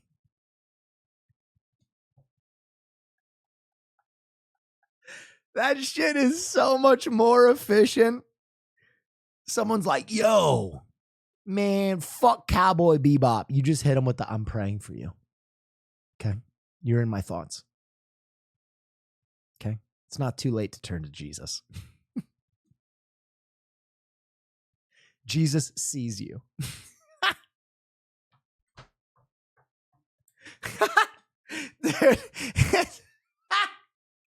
It's so like evocative instead of L take to just be like, I'm praying for you. Okay. You're the last thing I think about before I go to bed because you're so wrong.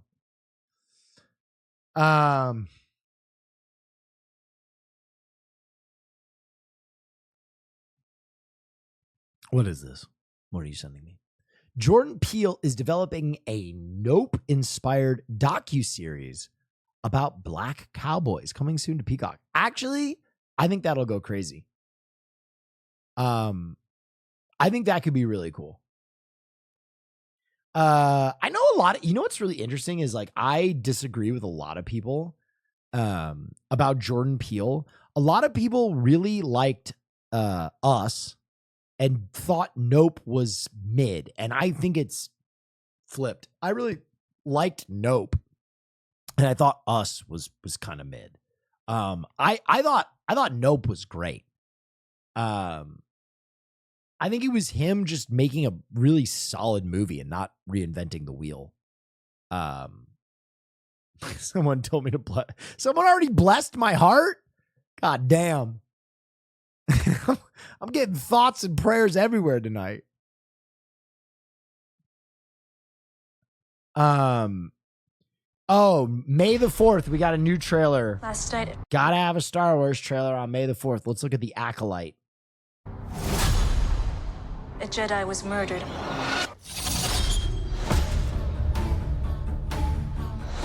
Yo, people in chat are just booing. Justify their galactic dominance in the name of peace. But that peace is a lie. Okay, I gotta be honest. I gotta be real. Villains, we can't have fucking villains with with knives against a lightsaber.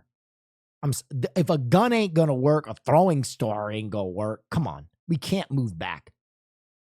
They're shooting at these motherfuckers with lasers, and, blah, blah, blah, blah, and you're like, well, this throwing knife might do it. Is a lie.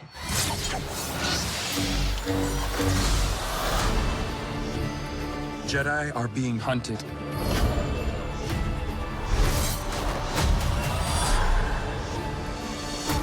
She was my student. I trained her. Let me be the one to bring her in.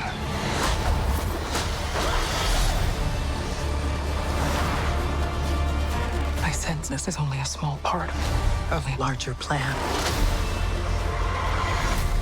Some sort of shift to tip the scales.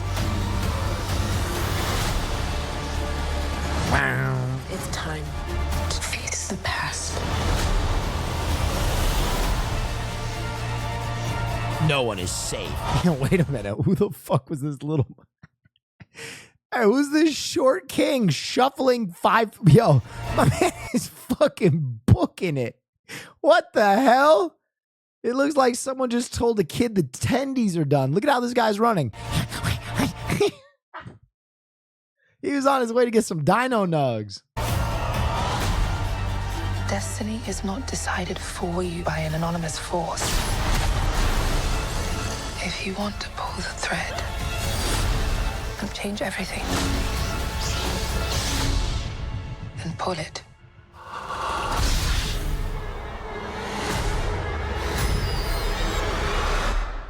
What are you? Why the fuck does that look like Darth Lord Riven?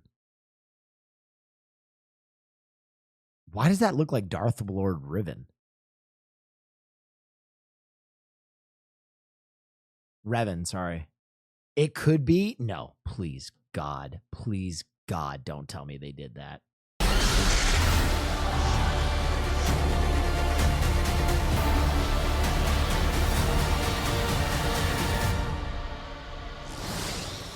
Malik, too. Oh, God.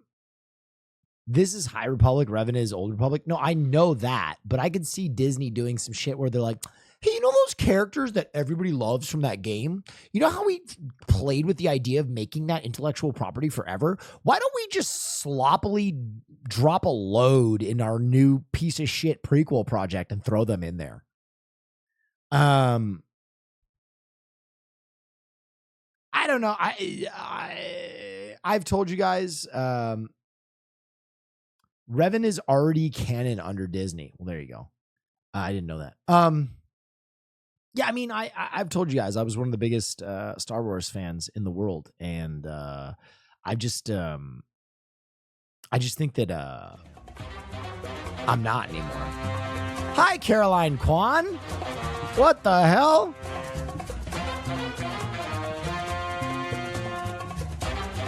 Caroline Kwan all the way from a wedding. Dropping subbies. Thank you. We're just talking about Star Wars. Caroline, we're just doing nerd shit. We're just doing some nerd shit. That's very cool. Every moment here has been the goddamn pleasure of my life. You are in my thoughts and prayers. Blessings, Mr. Nosh, and may the fourth be with you. Thank you. Hey now. Is that your wife? No. Faye Valentine is my wife. But Caroline is my girlfriend and the love of my life. So, oh yeah, wow, that's very cool. DJ gifted a tier 1 sub to Sketchy. Yo, that name tripped TTS out. Thank you, Caroline. I hope you're having fun. Get some rest.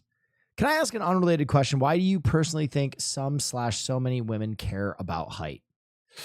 Ooh, that's a good question. That's something primal.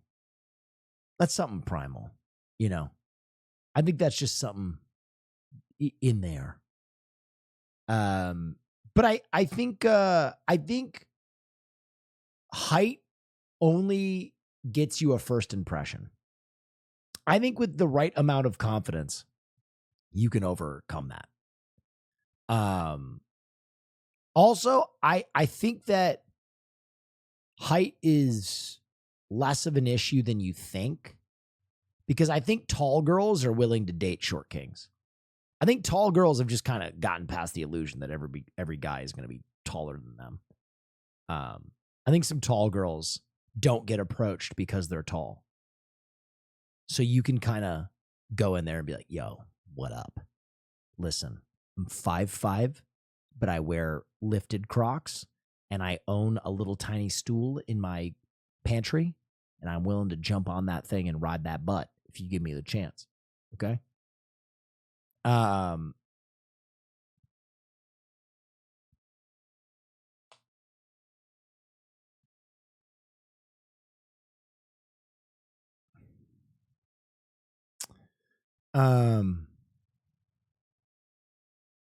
also, can I be honest? I also think height becomes an issue. This is a crazy take. I think height becomes another issue because of where we go to meet the opposite sex. I think if you ever look at a club, really tall guys get seen above the Drek, right? There is like a horde of people, and because 6'5", 6'6" guys, just like you can see them in a crowd, you're like, oh, who's this? Who's that person? And so you immediately kind of pull focus.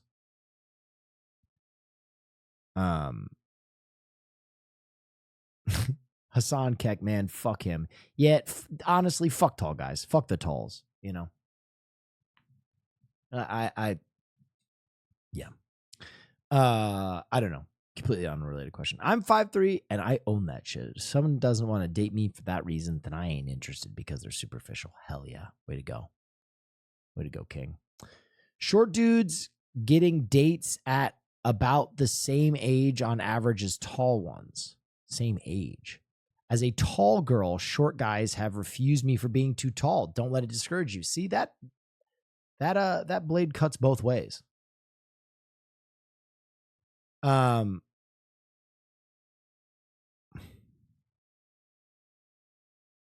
women are hot. Listen, you guys know how I feel. Okay. I like warrior women. Okay. I like a woman that would actually just kill me. And if Haas was here and not on vacation eating mushrooms in the forest, he would play that sound clip right now. I like them Amazonians.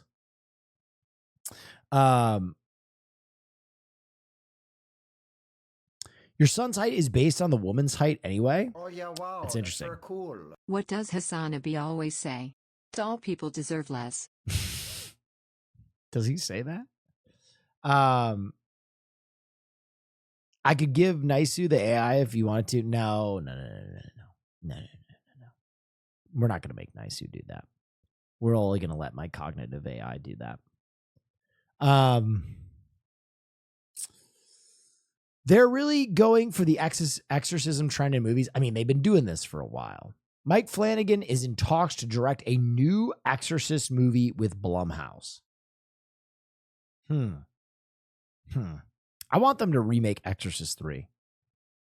New Boys trailer. We watched it. I'm excited for the Boys. Yeah, I don't know how to feel. Flanagan is interesting. Flanagan is really interesting because some of his projects I love, and other projects I'm just like, oh God, shut up. Oh yeah, wow, that's very cool. This motherfucker talks too much. Midnight Mass was a project that I felt that way. I felt both of those things about that project. That's very cool. Midnight Mass was like, I loved certain elements of Midnight Mass. And then there were other times where I'm like, there is a very distinct scene that stands out in my head where Mike Flanagan has a 10-minute long monologue that goes in to another 10-minute long monologue. Like one character is monologuing at the other character, cool. And then the other character monologues back for an additional 10 minutes. And I was just like, this is not how people talk. This is insane. But at other times I love it. At other times it was super effective. So Midnight Mass was like one of those shows where I was like such great heights, such low lows. It'll be interesting to see how he does an Exorcist.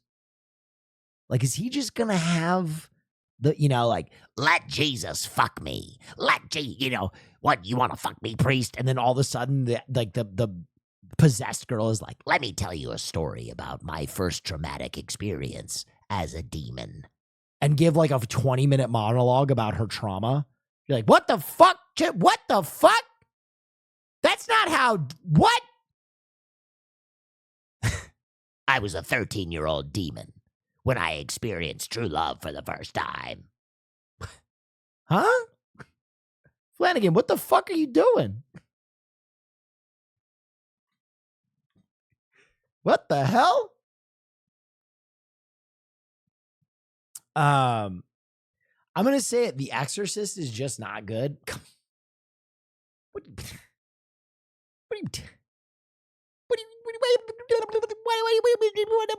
Why? Why?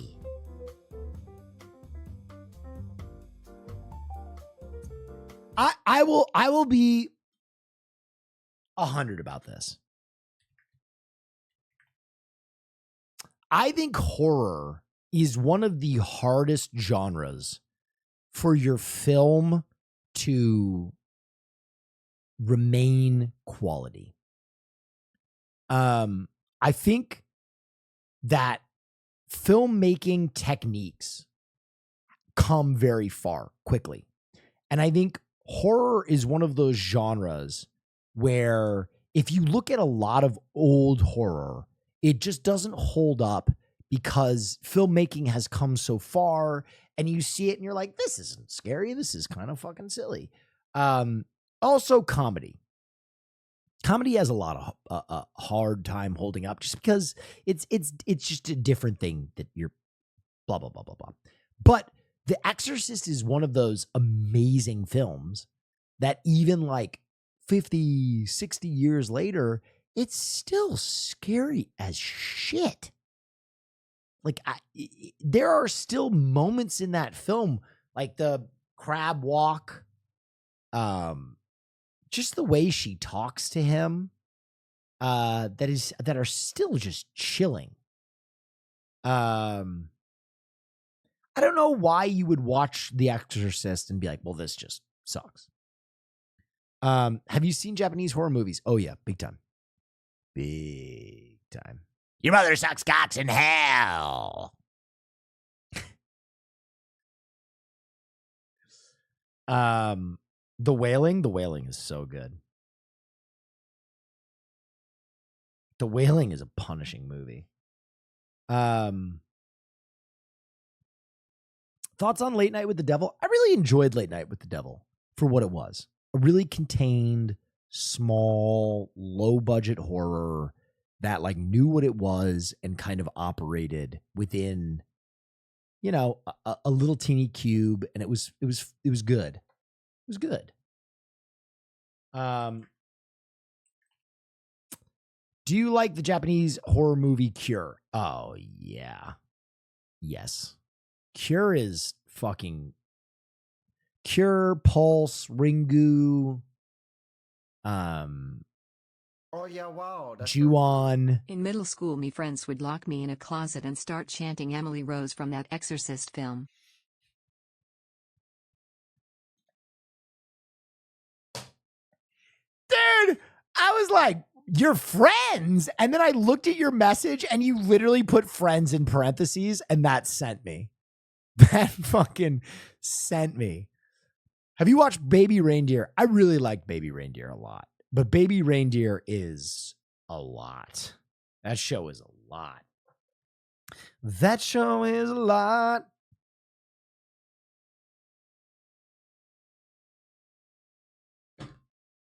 Stanley Kubrick claims The Vanishing is the scariest movie he has ever seen, and I might agree with him.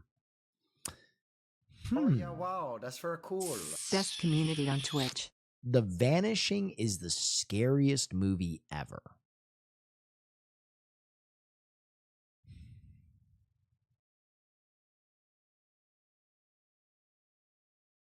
No.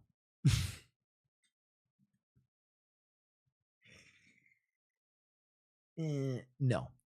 It's a good horror movie. It's a good horror movie. I don't take no shit from anyone.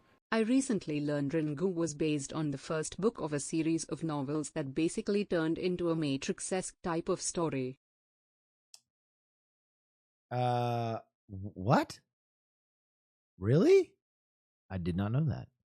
What is your favorite horror movie to date? Hyper Omega Pogger 60.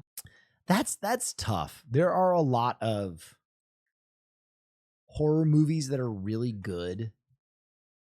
Scariest is always like, I think that one is really tough to put a finger on because different things scare people differently.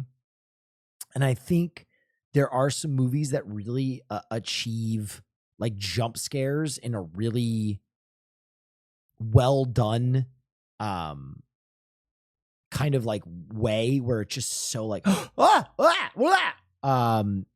but that's kind of cheap. I don't think that's the same thing as like real terror. My favorite horror movie is probably The Thing. I just love The Thing, and not because it's scary, more just because I fucking love it.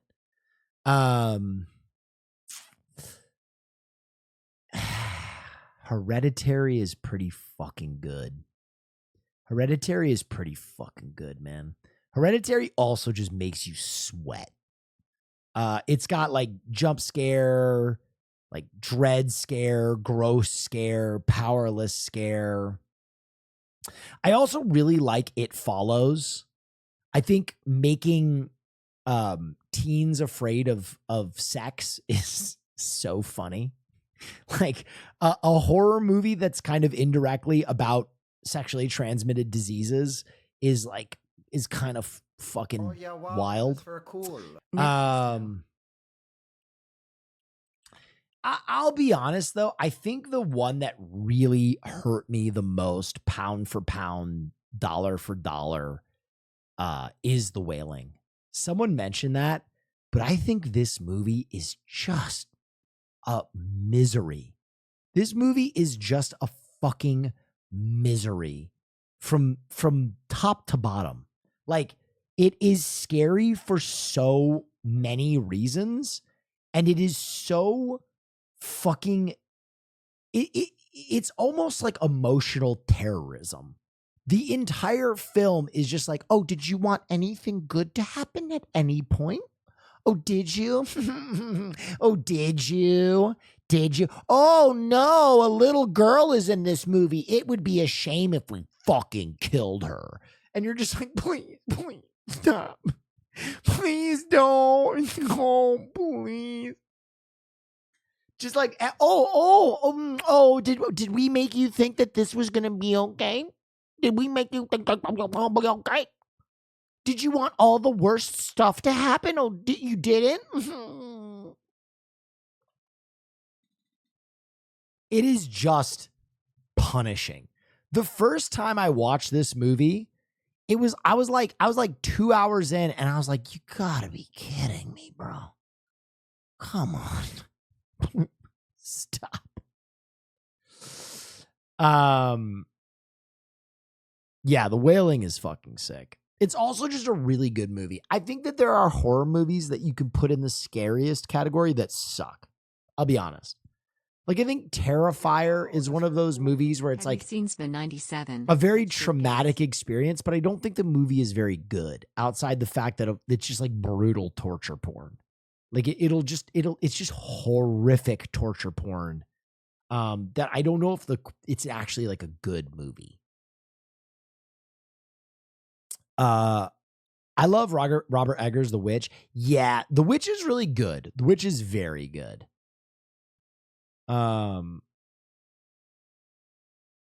Martyrs is a contender. Yeah, I mean, there's a Cannibal Holocaust, Martyrs, Serbian film, Terrifier.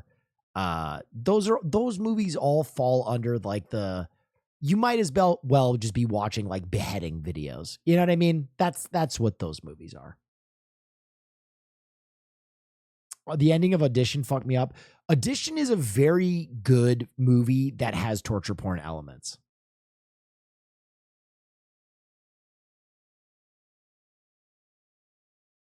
Now, Martyrs has some serious meaning. I would agree. Martyrs is a cut above the rest of those.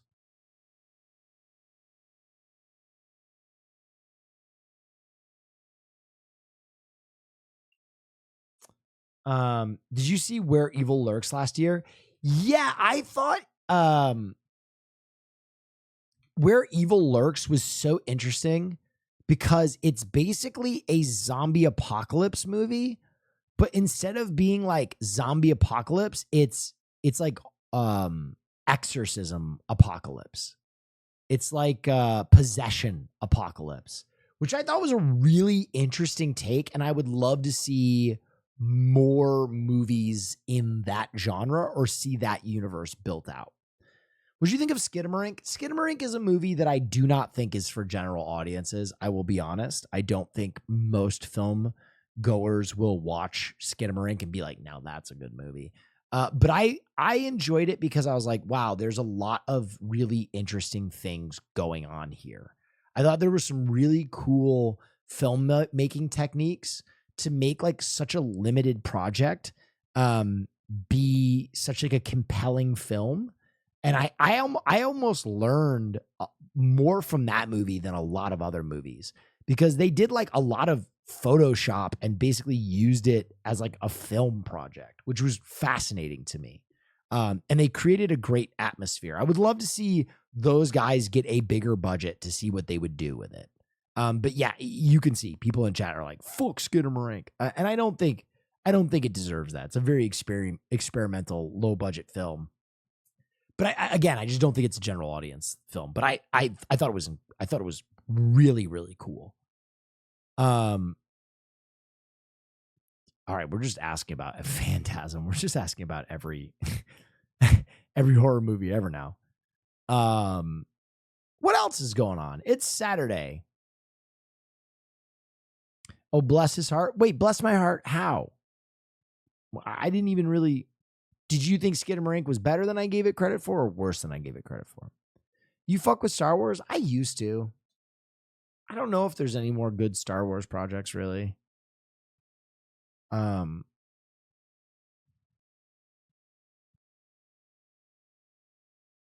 Speaking of horror, could we get a Your Next project again?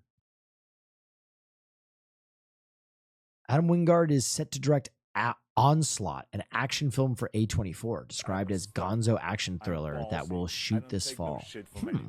I think John Carpenter's The Thing is one of the best horror movies made, and it still holds up in my opinion. Yeah, The Thing is like the ultimate horror movie for nerds.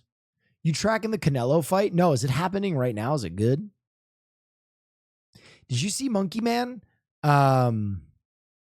Yeah, I did. I was really impressed that Monkey Man was only a $10 million film. That was ultimately Monkey Man for me. I was like, I'm very impressed that this is a $10 million film. I would love to see him direct more. I thought it was a great debut. I thought Dev's acting in it was great. There was so much good that I really wanted to overlook the fact that he basically stole Ong Bak Tai Warrior's entire movie. But I couldn't.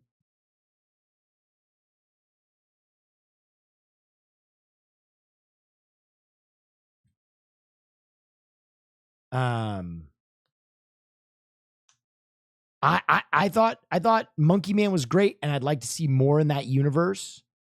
But I was shocked at how Ong Bak that movie was. I didn't get that from it. Allow me to explain.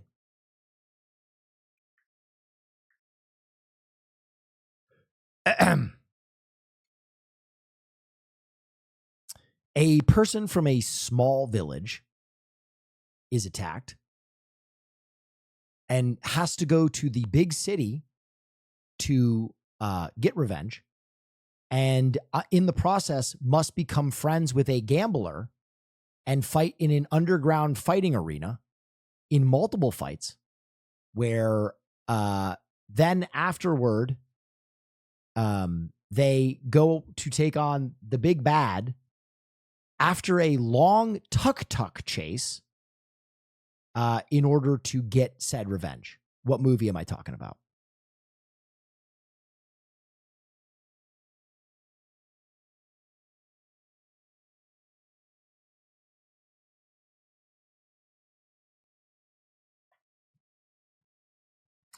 That is one of the things, like, okay, I will admit, at first I was like, oh, this takes a lot of inspiration for Ong Bak. Okay.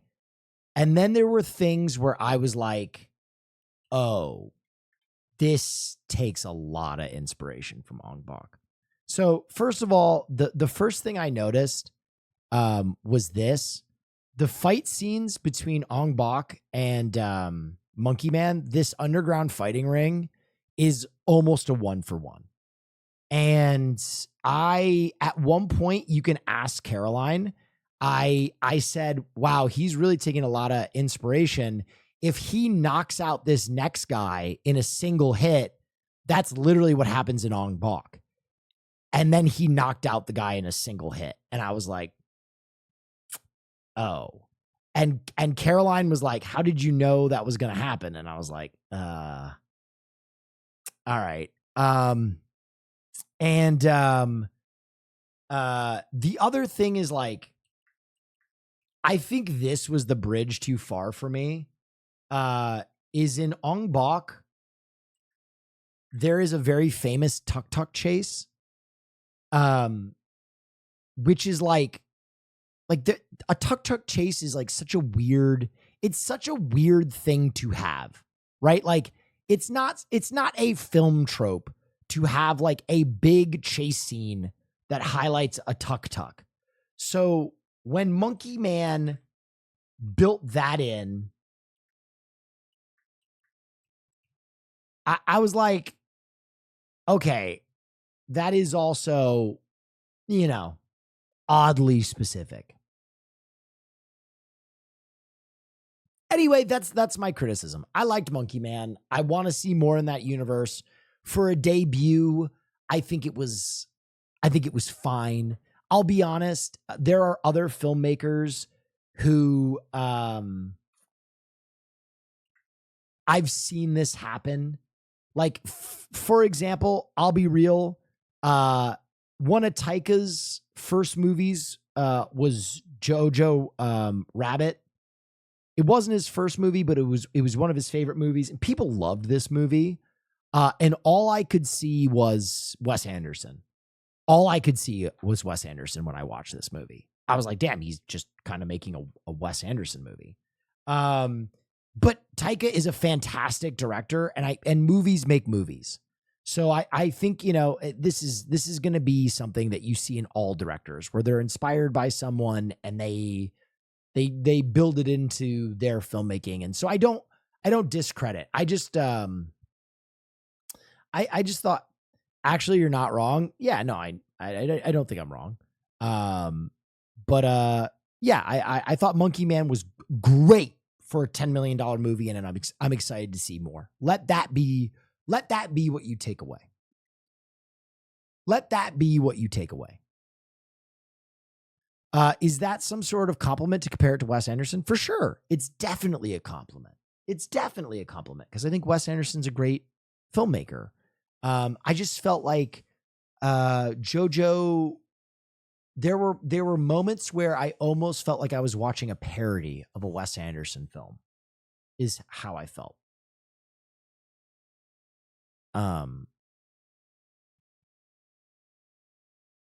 There could be 100,000 years of filmmaking ahead of us. We are still in the grand scheme of things in the early days of filmmaking as an art. Interesting.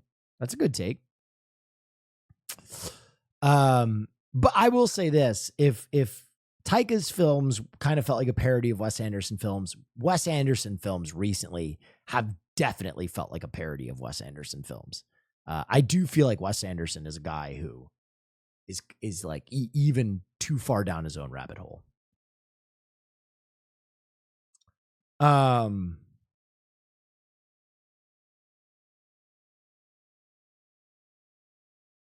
Who is Wes? He's a very, very affluent filmmaker. I mean, for an action movie, your memorable action sequences are your movie, but I don't know. I'm not a film head. Yeah, I think films make films. I always notice when filmmakers are inspired by other filmmakers. I do think though that like there is a bridge too far where I'm like, I listen, here's the thing. I won't say the project is bad. I'm just saying I deduct a few points. In my head canon, if originality is one of the categories that I'm grading on, Monkey Man would be like, I'd be like, oh, this is a really good movie. I'll knock a few points for originality on this. That is all I'm saying as a critic. That is all I'm saying as a critic. And I think other than that one knock, Monkey Man is pretty impressive as a project. We could have done a little bit more character development. Could have, right? That's another knock. And I'll be honest, I thought the training montage was a little weak. I am a big Kung Fu movie fan, and so I love a good training montage. I fucking love a good training montage. And the fact that he went from like getting beat up by everyone to being like the greatest warrior in history because a guy was playing a drum while he was hitting a heavy bag for one day was a little strange. But other than that, great film.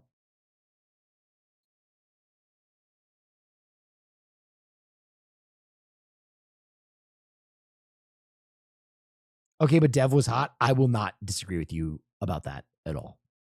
He was very hot.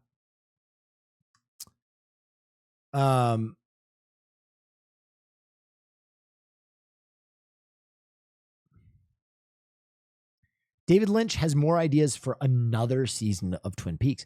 Here's what I'll say. I'm okay with that. That sounds cool to me. As it's a series and not a movie. I never burp on stream. I totally see your point with Midnight Mass. As someone who was raised in a very cult-like religion, it spoke so deeply to me. So I love it so much. Yeah, I never said Midnight Mass was bad. I just said that there were moments where I'm like, okay, let's get to the fucking dick of this. Please don't give me another monologue. Let's fucking do this. The stage is set. Dude, in a weird way, it kind of felt like Shogun to me, where I'm like, I'm ready. Okay, let's do it. Okay, let's go. Okay, let's do it. Okay, let's do the thing now. Okay, I'm ready for the thing now. Okay, are we doing the thing? Okay, it's over.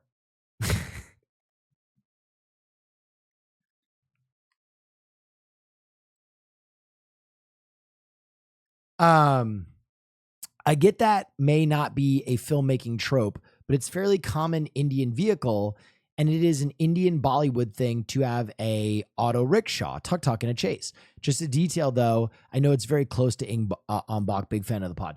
No, I think you're right. I think you're absolutely right. And if it was just a tuk-tuk chase, I wouldn't have said anything. It's like when you combined those things, right? I think, how would I explain this?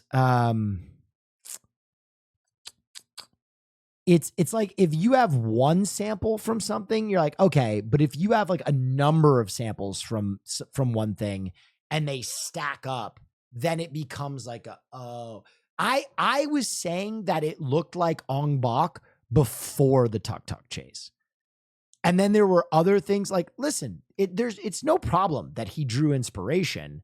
I just feel like, in my opinion, Ong-Bak Thai Warrior is kind of an unsung film. I don't know if it's a film that gets enough credit for how incredible it is. And I feel weird when like big artists profit off of smaller artists. That is something that I always feel. I feel that way in music. I feel that way in film. When like a project that I think doesn't get enough shine basically becomes like the engine for a project that gets an enormous amount of shine. I always am kind of like, well, we got to give credit where credit is due on this one.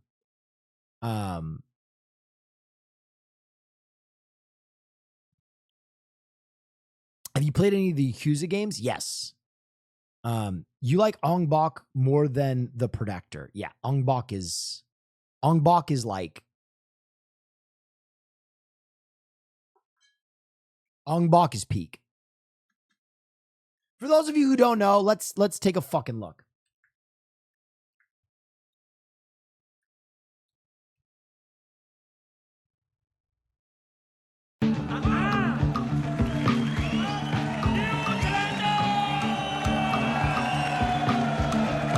Like, come on. For those of you who've seen Monkey Man and haven't seen this film, dude, you might get a flashback.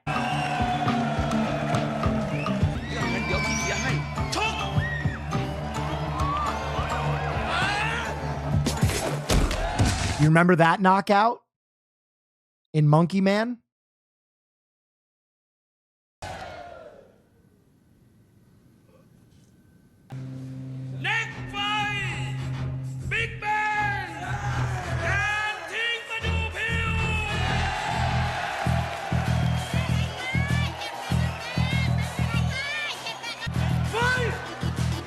Not gonna lie, Monkey Man was garbage. I wouldn't go that far. I think that's a very extreme take. I think for a $10 million movie, it was really, really impressive. And I'm gonna be honest, I fuck so heavy with Bollywood getting more of a spotlight. Like, I want to see more of Bollywood be integrated into popular filmmaking and for American audiences to get more Bollywood films. So I would never go out there and be like, fuck Monkey Man. I want to see more in that universe. I want to see more of Dev. I want to see more Bollywood. Why are we watching a Monkey Man ripoff on screen? True. But I'm just showing, like, this is why I felt this way. Back Muay Thai!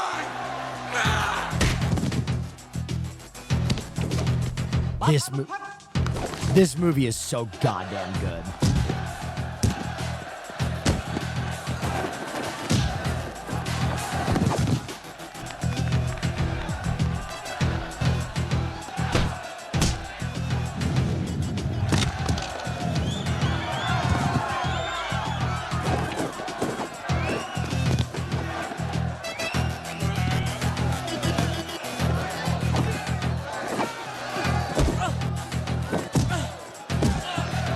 Fighting is so fake in movies. You know, it's interesting that you say that about this movie, because I think the action choreo in this movie is some of like the best action choreo.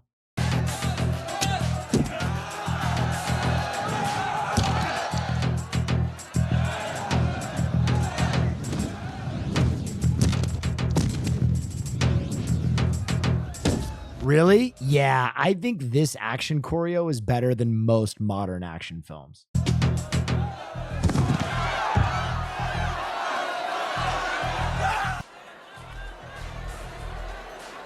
Brother Dev broke multiple ribs while fighting. That's very cool.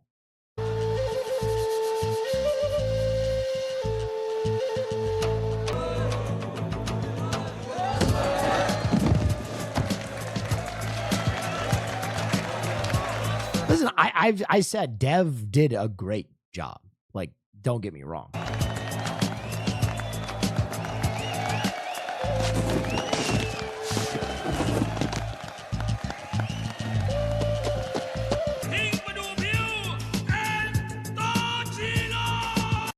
You know, like Vicus from fucking whatchamacallit, District 9 or whatever is this character.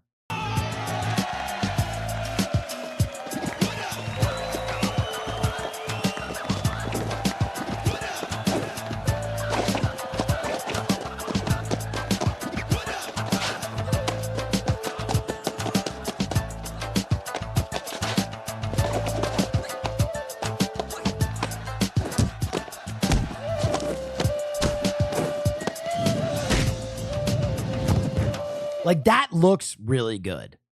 I'm sorry, that knee looks so good.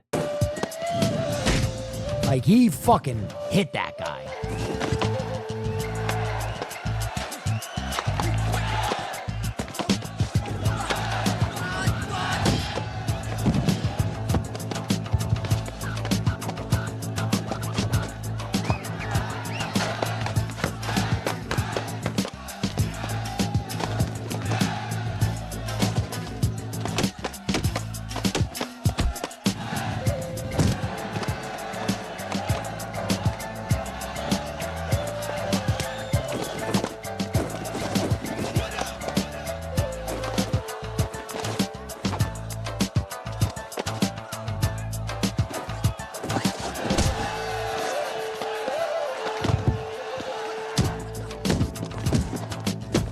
His hair protects him. Well, that's what they did, which was really brilliant.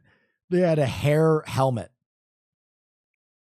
So this is a stunt double with a helmet on and then hair over it, which is why he can kick the absolute shit out of it like that. Like, he's making contact there.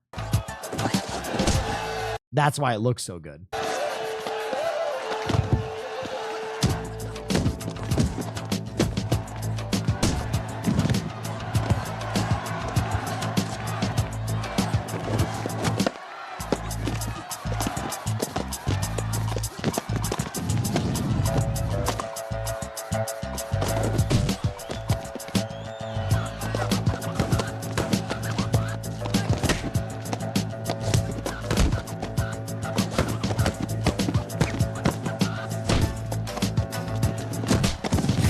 Like, yo, bro, that shit was crazy.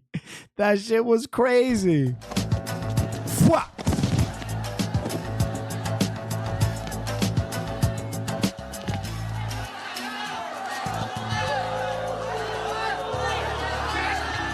Since we're talking about fight choreo, what about Ip Man? I love Ip Man. And a lot of people consider Ip Man the best. Ip Man is very good.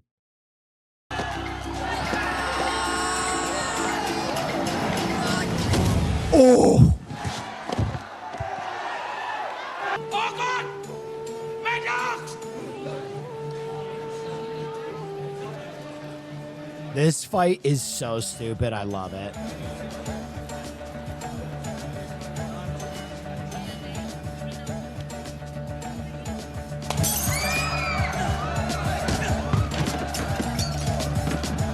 I love that this guy's fighting technique is just weapons.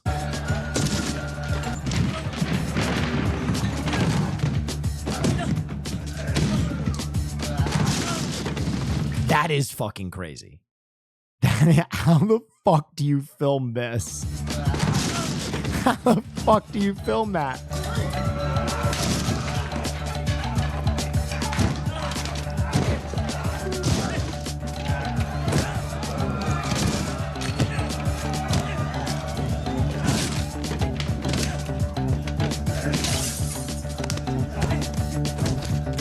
My God! He is broken in half!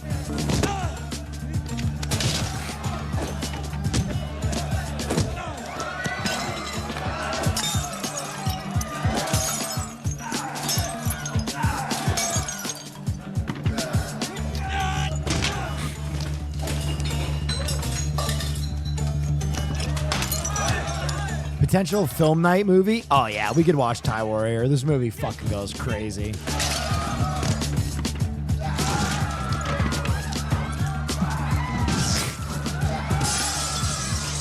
Dude, this is the best. He tries to electrocute him and then the cable's too short.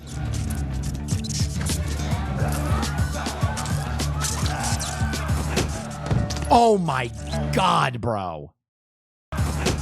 Yo, that is... What? That's like the fucking kick that ended Bret the Hitman Hart, dude. That shit was impact.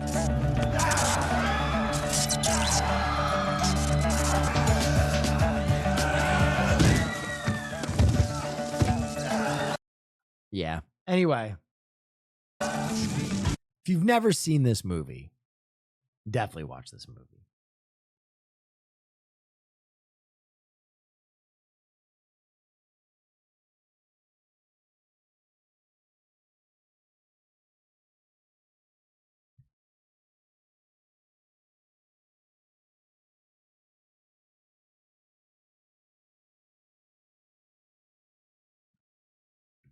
What was the name? Ong Bak. Bro, this is going to be you in Thailand. Yeah, I'm the weapon guy, bro. I'm just going to be fucking bam, bam, bam, bam. Tony Jaa did his own stunts because he was a huge Jackie Chan fan and didn't know he used wires. That's fucking awesome. That's fucking awesome, bro. Revacute, thank you so much.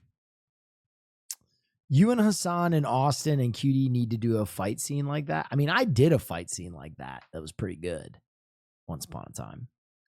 I did my own stunts and it fucking hurt.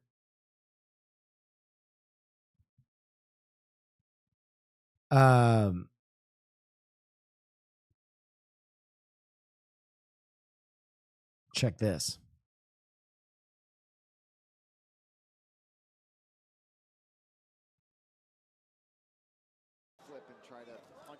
Ooh. Oh. That's some Thai warrior right there. Show us? I mean, I've shown this so many times. I won't show the entire video, but this is my 100 Thieves announcement video. And I'll just show you the action scene real quick.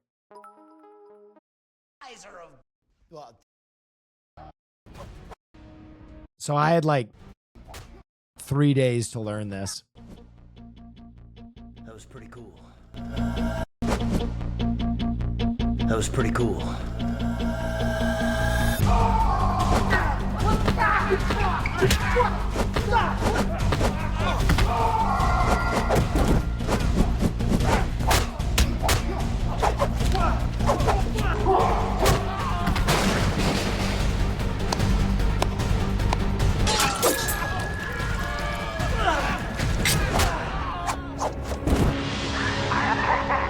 Yeah, that was me doing a front flip on concrete, baby.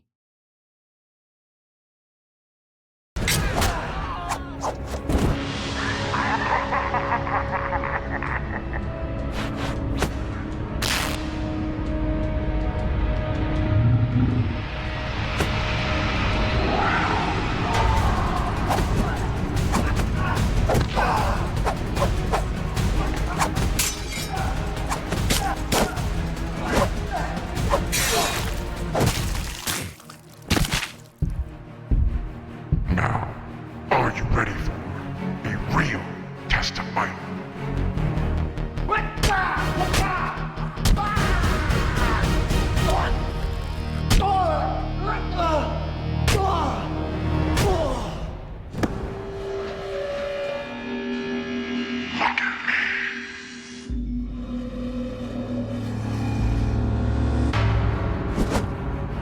This announcement video was so good.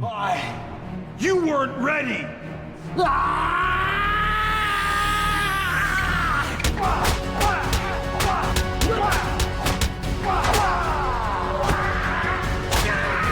And that's right, I did do the Johnny Cage punch.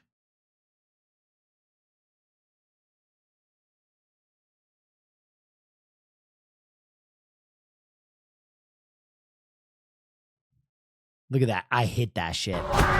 I hit that shit. Drop into the split. Bang! Punch him in the dick. I'm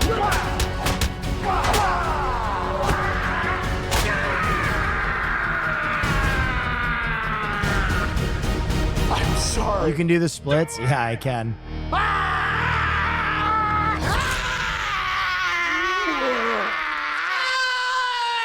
And there's just a geyser of blood, and the spinal column is flopping around like a tail, and I'm just have murdered my best friend's. Will, what the f is wrong with you?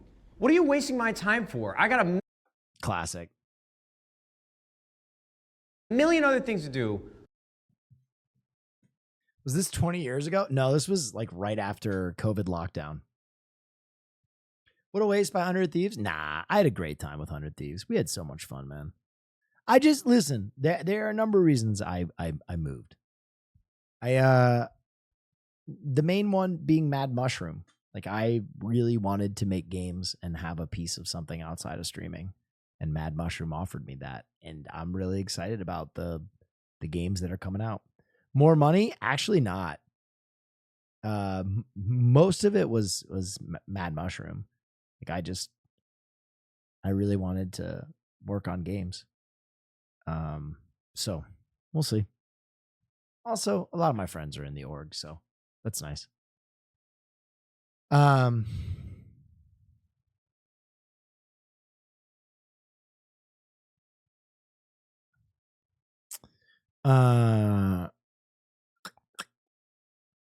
What's Mad Mushroom? It's OTK's game publishing company that I own part of.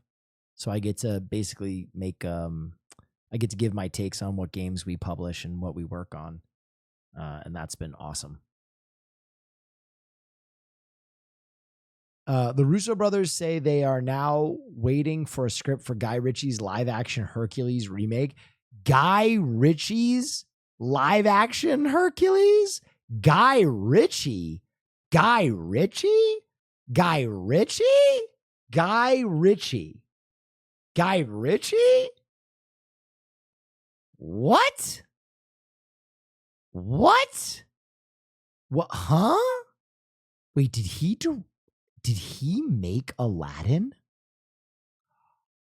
Oh,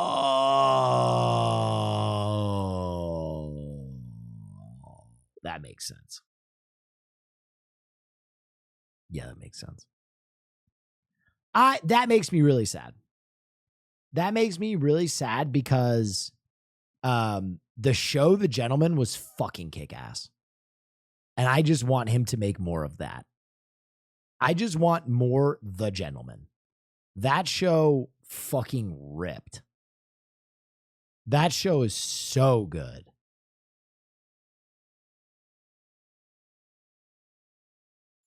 Especially if you're a Guy Ritchie fan. Apparently, the Herc remake is going to be about TikTok instead of a metaphor for Michael Jordan's career.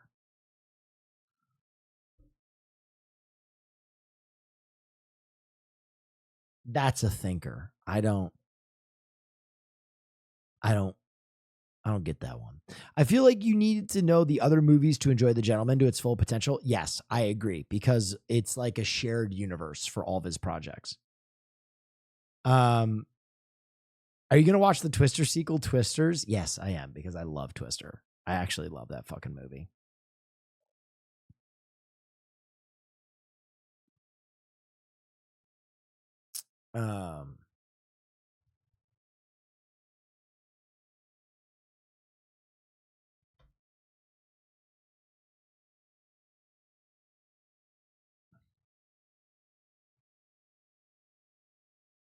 Do you think this will be as good as the Arkham games? A G.I. Joe Snake Eyes game is in the works that will be similar to the Batman Arkham games. No. And I'm going to tell you why, straight up. Because the G.I. Joe universe isn't as cool as the Batman universe. Full stop. It could be a great game. Arkham works on so many levels because the Batman Rogues Gallery is the fucking best. The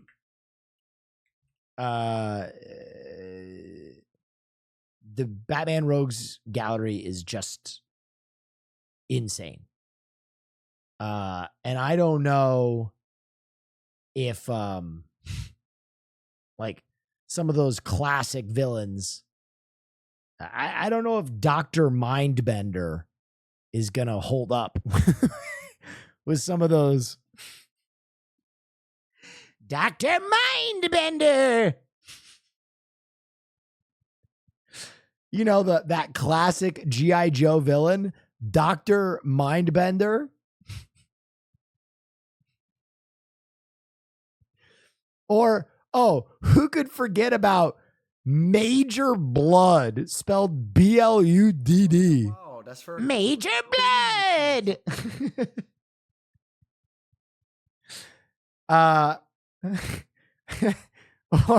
or that classic villain, Serpator.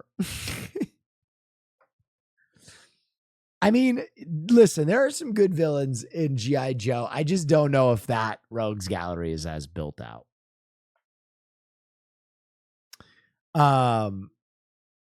Your voice is 100% the best. Well, thank you. A lot of people say it's fucking annoying and terrible. I appreciate that. Skeletor! Hear me out, He-Man Arkham style game. Now you're talking. Now you're talking. Okay?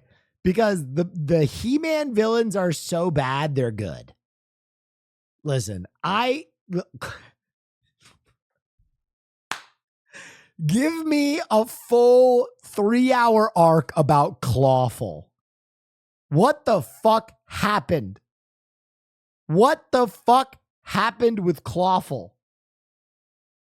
It looks like they just made a character out of spare parts in the drawer. Like that kid from fucking Toy Story 1 made this villain after ripping apart other toys. Clawful. His name is Clawful. Blade. Whiplash. Hordak. Beastman. Yo, why Beastman got those sexy ass lips though? He got them luscious lips.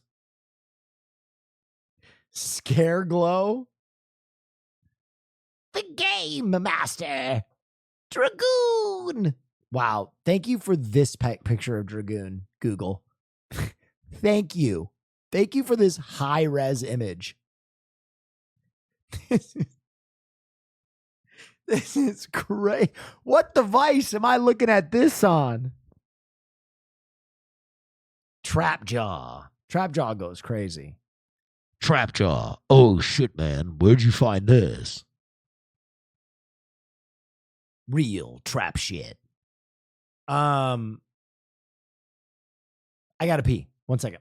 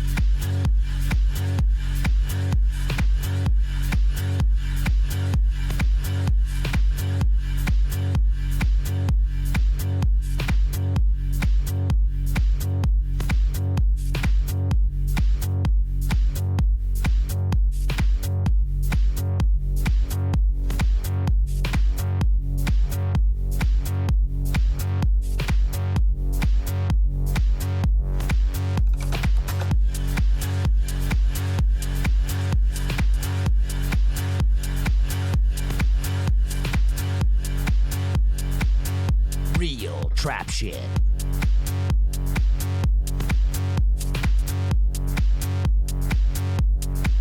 Oh, Marshy's here. Hey, I want Marsh to come say hi to the stream. Let me go grab Marsh. Billy fucking Rave Brains.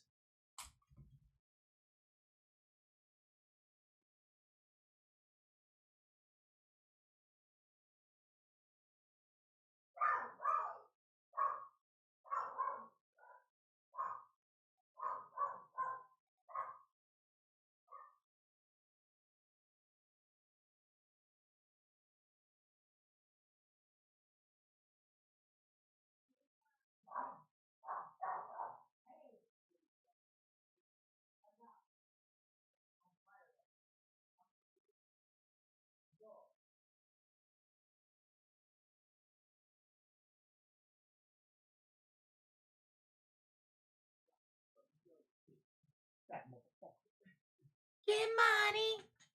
Shit. I know what's up. I don't even talk to that one. I can talk to this one. Check. Wait, I gotta unmute it. Hello. Producer Billy. What's up, baby? Are you listening to Deadmau5 on stream? I put Deadmau5 on when I went to go pee. Can we talk about how when you showed that clip on no the one podcast, reacted. He was tweaking. No one reacted on the podcast. He was tweaking so hard. Oh, you guys, if only you'd seen it, chat. Pearls before swine. Dude, I've never seen someone tweak harder than... We brought them such a good story, and all they did was make fun of Deadmau5. Yeah, which we is were like, crazy. what the fuck? And that's why I'm announcing here live that I am no longer going to be producing Pure. I'm also quitting I have all the passwords. I will no longer be uploading to the channel, and the podcast is done. You know what's crazy is I think it'd be like at least 3 weeks before they noticed if you stopped uploading. If you stopped uploading and just recording pods without and then didn't upload, but just still made them come in every week just to film. Yeah. No, Austin would notice immediately because he would need shorts to post his. Tommy's one of Deadmau5's friends. It's fine. That was not the point. That was not the point. I'm telling you, the vibes were fucked. The point was Tommy Lee looked like he had just smoked jankum out of a tire gauge. If I replicated the movements he was making right here on stream, I would be clipped on live stream because people would think I was tweaking. Yeah. It was that aggressive. Yeah, but no one really bit in there. No one picked up what we were putting down. It's okay. That's all right. We have each other. We actually have a Star Wars party to go to. Yeah, you are not dressed appropriately. You are not dressed appropriately. I'm Sith. Shut the fuck up. Do I not? Okay. You look like Darth Maul's boyfriend. So that I passed that. So I passed. So you're saying I understood the assignment. God, that'd be such good lore if Darth Maul had a twink Latino boyfriend. An emo twink boyfriend. No, admittedly, I've never watched a single Star Wars film. Okay, fair. And so I was like, they wear black. I think I have some stuff I can wear. Darth Balls. Darth Dick. Okay, well, you gonna change? You gonna turn the stream off? Yeah, I'm gonna head out. I'm not gonna do the Hasanabi and milk my guest for content for 13 hours. It's fine. Farley, can we chill? Can we chill together? Yeah, give it to me. I'll raid someone. Guys, thanks for coming in. I know it was a short one, but as I said, I'm trying to do more life. And he has been doing more life. I've been doing more life. All of our friends have been like, thank God we're seeing Will more. We love him so much. His vibes are always the best. And every time Will does more life, he comes back to stream re-energized, revitalized. Is true. And the content's better. That is fucking true. We're going to go do Jankum now at a Star Wars theme party. Yeah, smoke Jankum out of a tire gauge. All right. All right, let's read Miss Splinters. Okay. Everybody have a wonderful rest of your Splatterday. Thanks for joining me. Thanks for all you do. I hope I entertained you for these brief 3 hours. I'll be back tomorrow for more streaming, and then we're also doing Poke Rogue, so we're going to get that popping soon. Thank you for all you do. Stay dangerous. Have a wonderful evening. And good night. Bye.